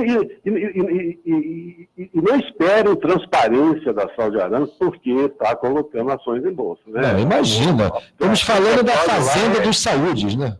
Petróleo lá... Aquilo ali não é nem país, aquilo ali é um fazendão controlado pela família. Eu preciso falar uma coisa aqui ao vivo, em público, antes que eu esqueça. Pois não. Uma coisa que eu acho que é a Shell, ela teve um lucro fabuloso no Brasil no ano passado. Por quê?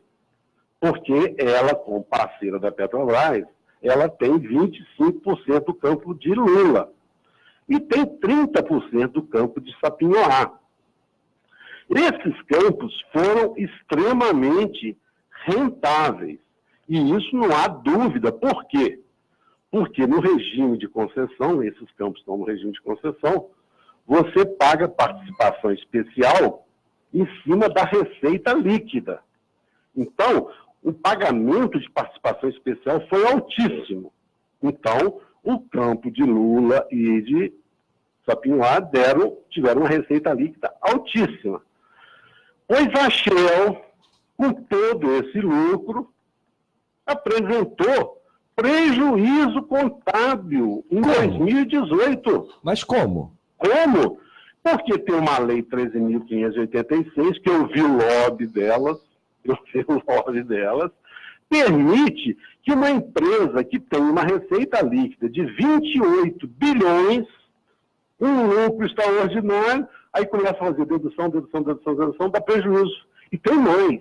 Você acha que a Shell aqui no Brasil tem alguma transparência? A Shell no Brasil é uma sociedade limitada que não tem transparência nenhuma. Você pode até perguntar para mim, eu falo, olha, como eu estudei muito esse negócio, dessa lei e tal, eu sei ali os meandros que ela utilizou, mas isso não está no papel. Essa lei 13.586 é que permite aquela isenção. Isso, do trilhão. Ah, do trilhão. É do trilhão. Então, você está explicando como é que na prática ela se dá. Inclusive em relação a esse lá na Bolsa lucro bruto absurdo da Shell. Na Bolsa de Nova York, ela deu um lucro extraordinário, porque tem a Shell, Royal Dutch, PLC, com ADR na Bolsa de Nova York, lá ela deu um lucro extraordinário.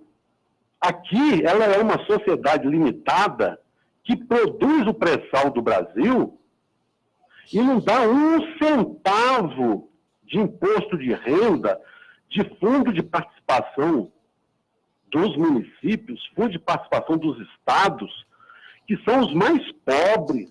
Os brasileiros estão abaixo da linha da pobreza no Nordeste, passando fome. E a Shell, com lucros altíssimos em Lula, e isenção de dá impostos. um centavo para o miserável lá via FPM. Então, é nessas empresas que é isso que o Serra quer? Parece que é isso? Parece que é isso. Paulo, deixa eu passar a palavra aqui para o Fernando, porque tem uma pergunta aqui do nosso ouvinte José Vitor, lá do Andaraí, viu, Fernando? Que eu vou passar para você, que ele nos dá bom dia para você, Zé Vitor. E ele pergunta, como vocês viram a questão da Lava Jato em relação à Petrobras e, especialmente, no tocante às suas consequências na política de investimento da empresa? Peraí, parceiro, eu não entendi bem.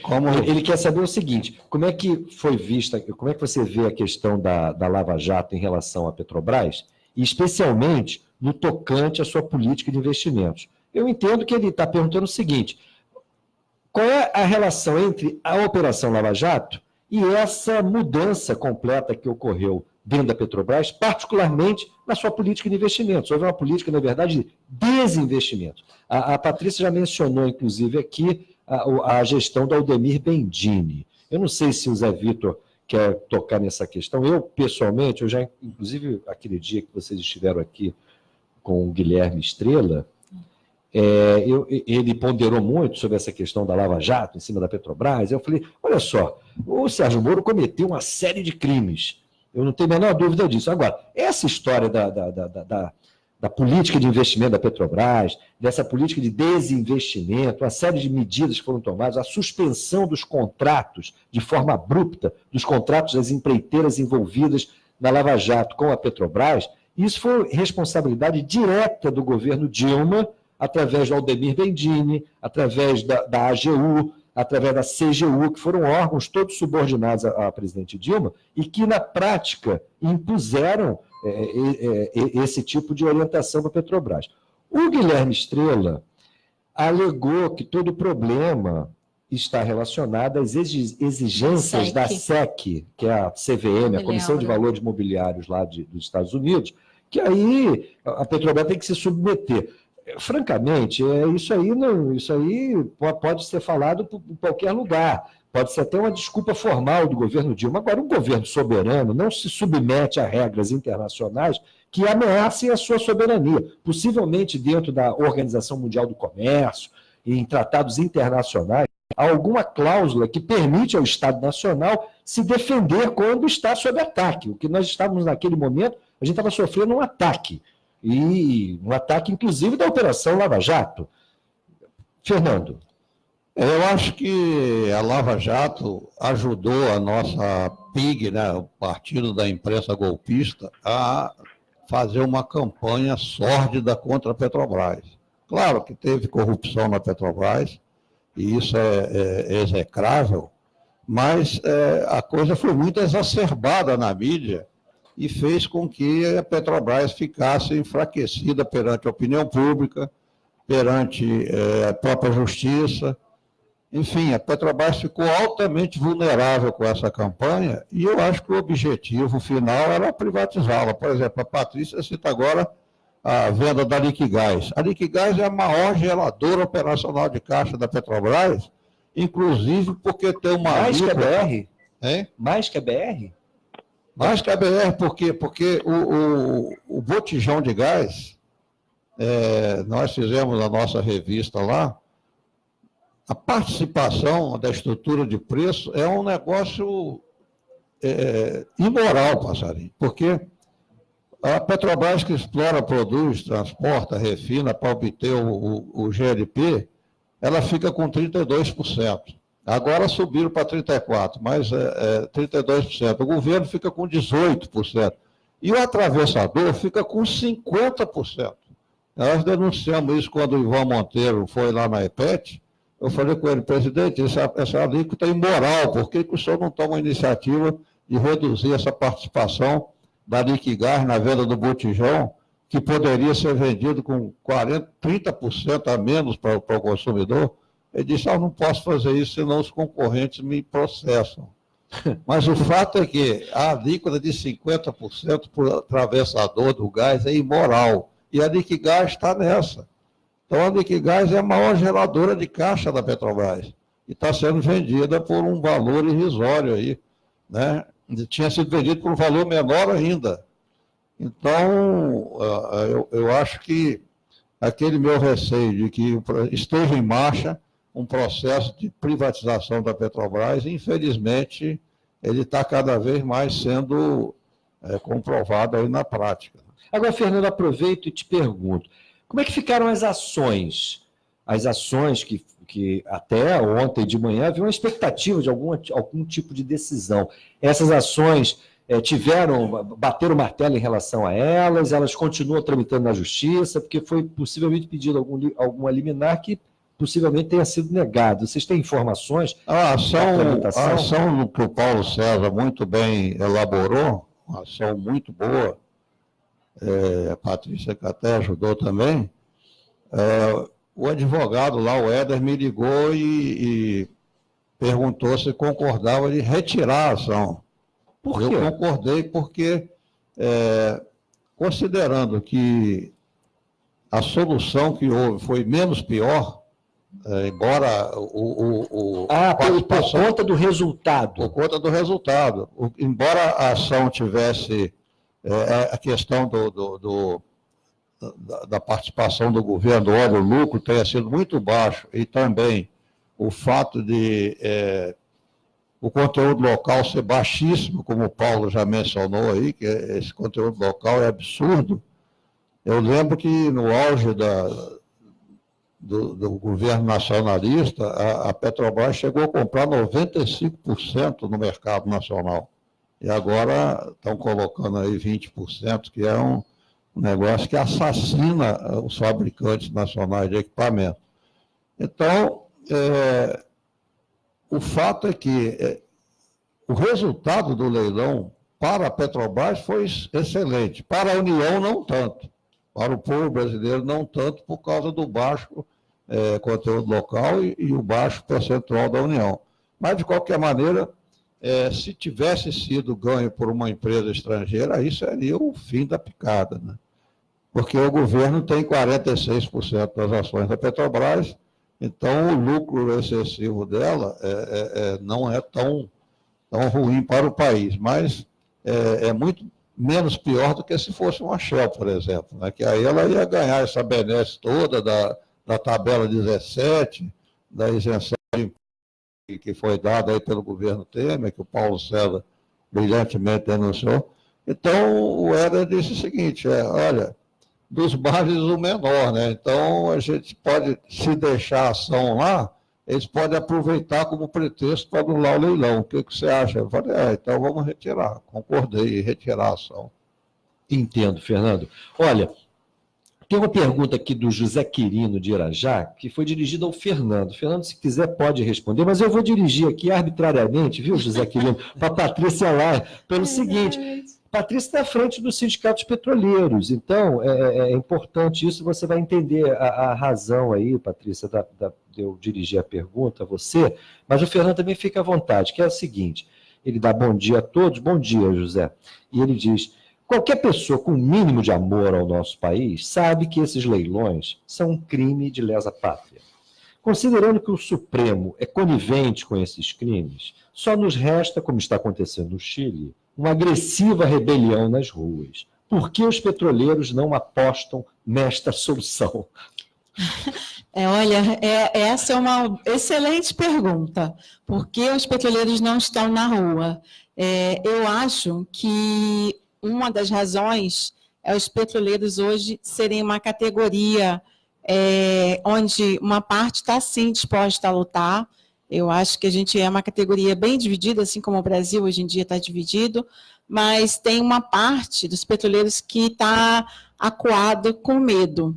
Em toda a campanha do ACT, que começou em maio desse ano, os petroleiros vêm acompanhando o desmonte da Petrobras na atual gestão, num ritmo ainda mais acelerado do que o desmonte que ocorreu durante a gestão do Pedro Parente.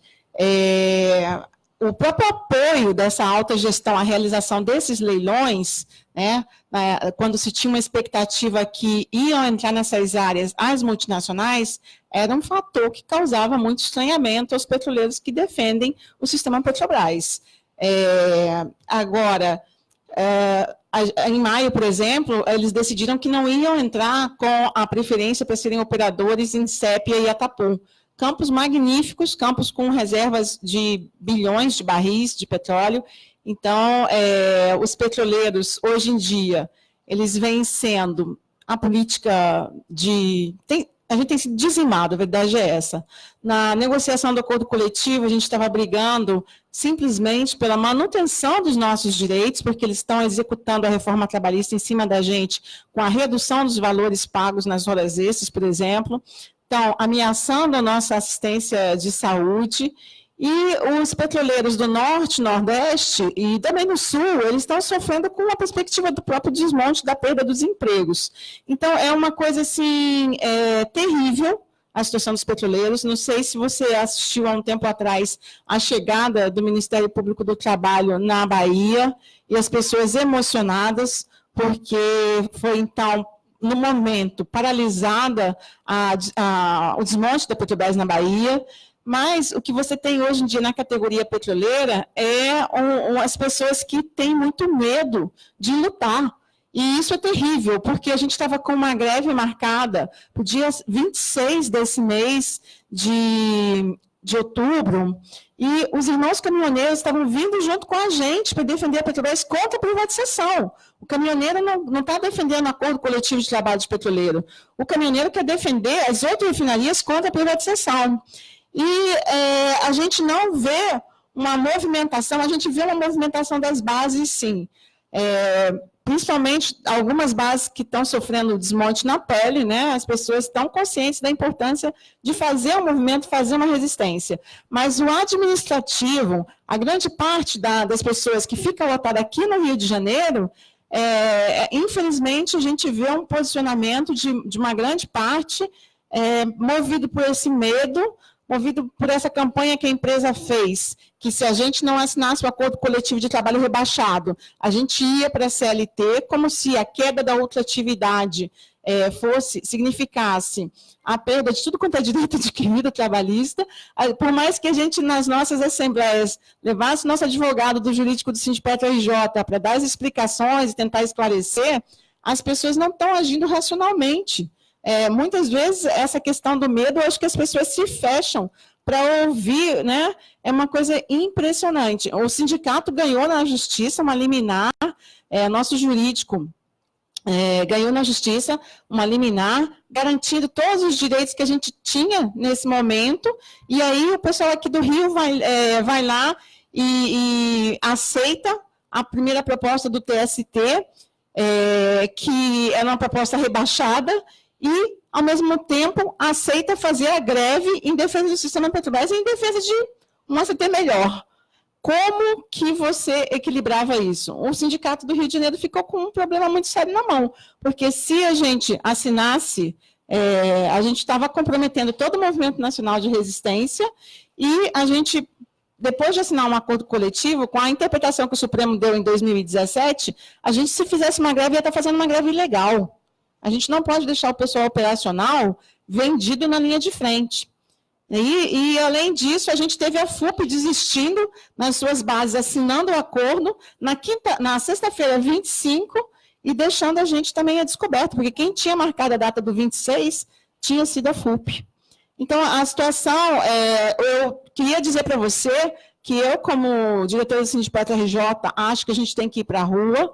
Como cidadã brasileira, acho que a gente tem que ir para a rua. O desmonte não é só da Petrobras, o desmonte da Eletrobras, da Casa da Moeda, da Dataprev, entendeu? E eu acho que a gente tem que se unir. É um desmonte do funcionalismo público também, é um desmonte da saúde e educação, e é isso. Mas por isso eu te pergunto, Patrícia, essa luta não pode ser dos petroleiros. Essa questão aí do medo é algo da realidade. Esse medo está sendo, uma política hoje implementada, e eu imagino, nos limites de uma empresa, é muito difícil segurar essa onda.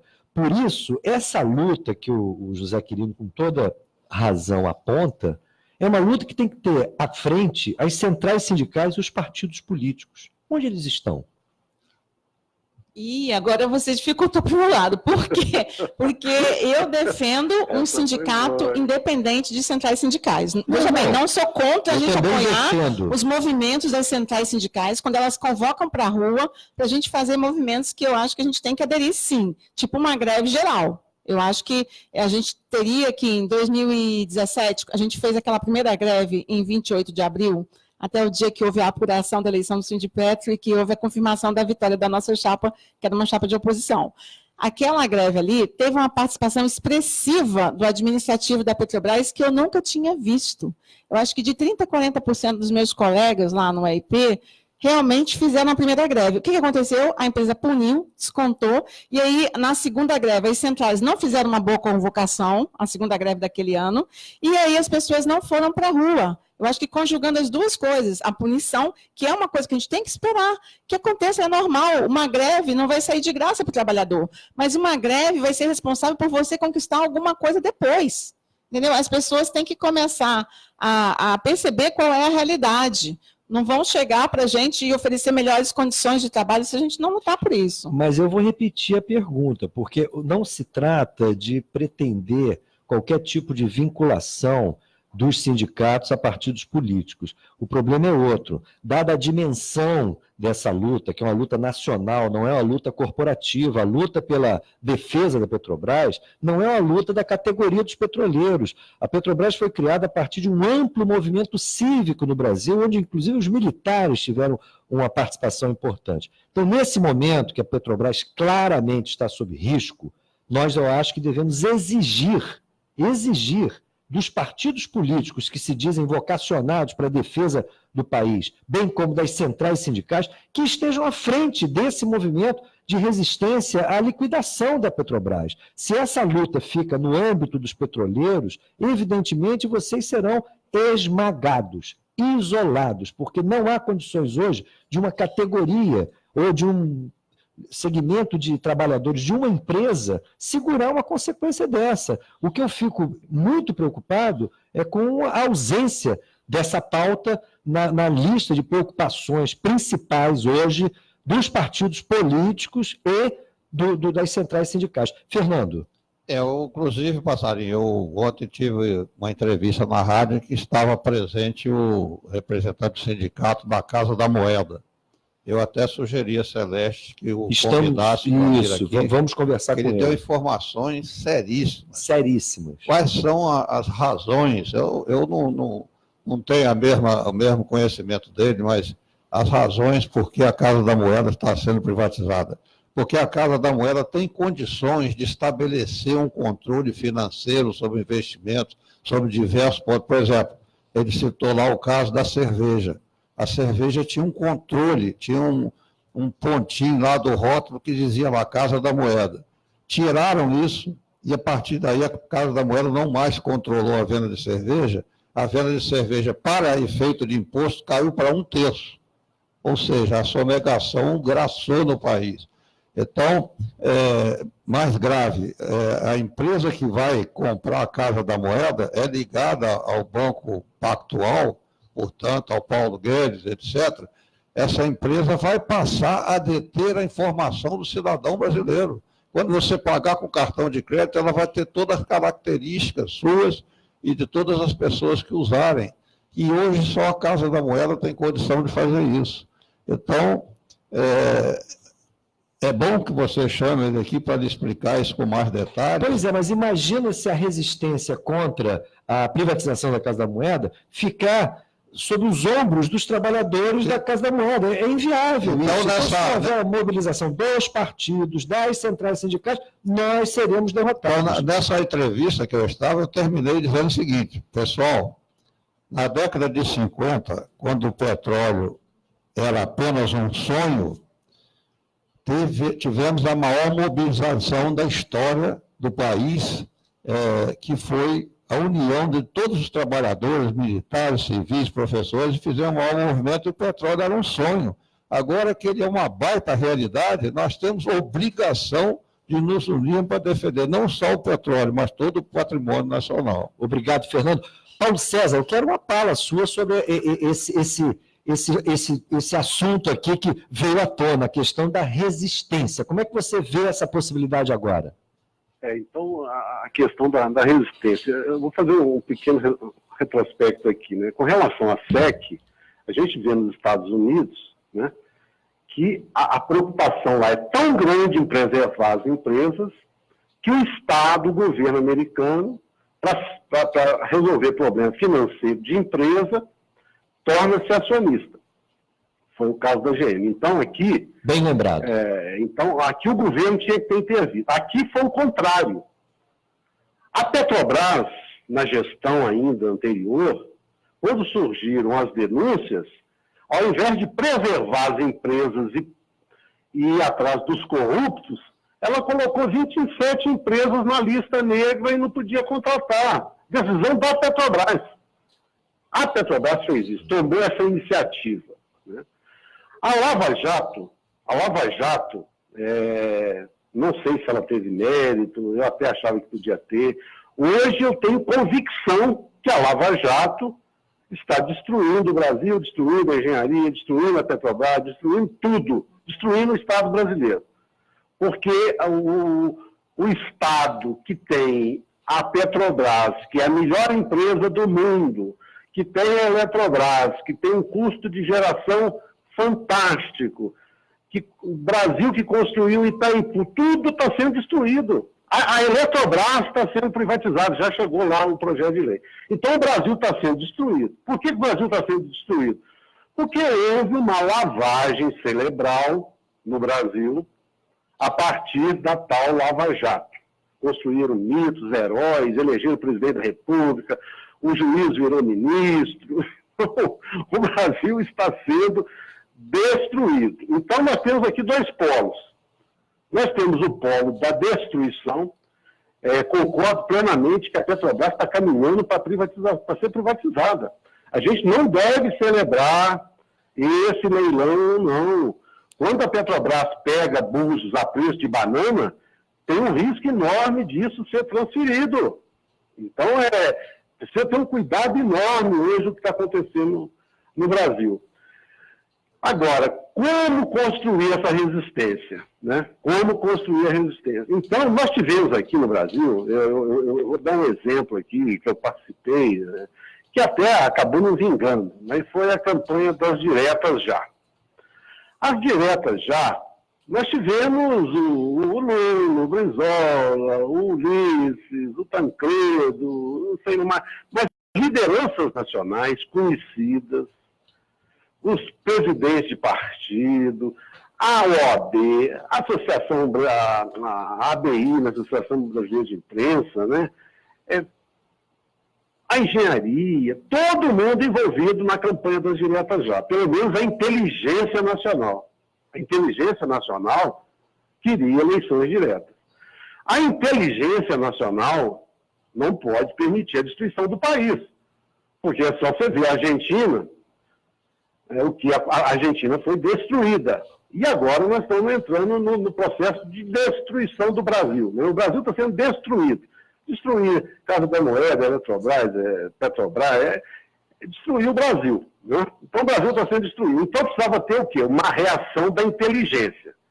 Aí você procura a inteligência. Né? Eu, particularmente, dentro aqui das minhas possibilidades, eu fui ao Senado, à Câmara, procurar a inteligência do Brasil, com assessores, de pessoas que foram senadores, por exemplo. Então, sei lá, o senador Sarney, o senador Requião, não, Requião não, porque mas o senador, sei lá, Pedro Simon, tem várias pessoas aí, né? Né? E na Câmara também nós temos pessoas também que têm uma certa projeção na sociedade. Hoje nós temos também lá um polo, né? Pode ter um polo lá, né? Tem o Cid Gomes, tem o Ciro Gomes, que pode ser polo também. Então, eu particularmente, eu tenho procurado a inteligência nacional. Paulo, eu vou pedir para você procurar concluir, porque o meu tempo está acabando. Mas o fato é o seguinte, eu fiz aqui, mas quem sou eu para... eu não consegui absolutamente nada. Então...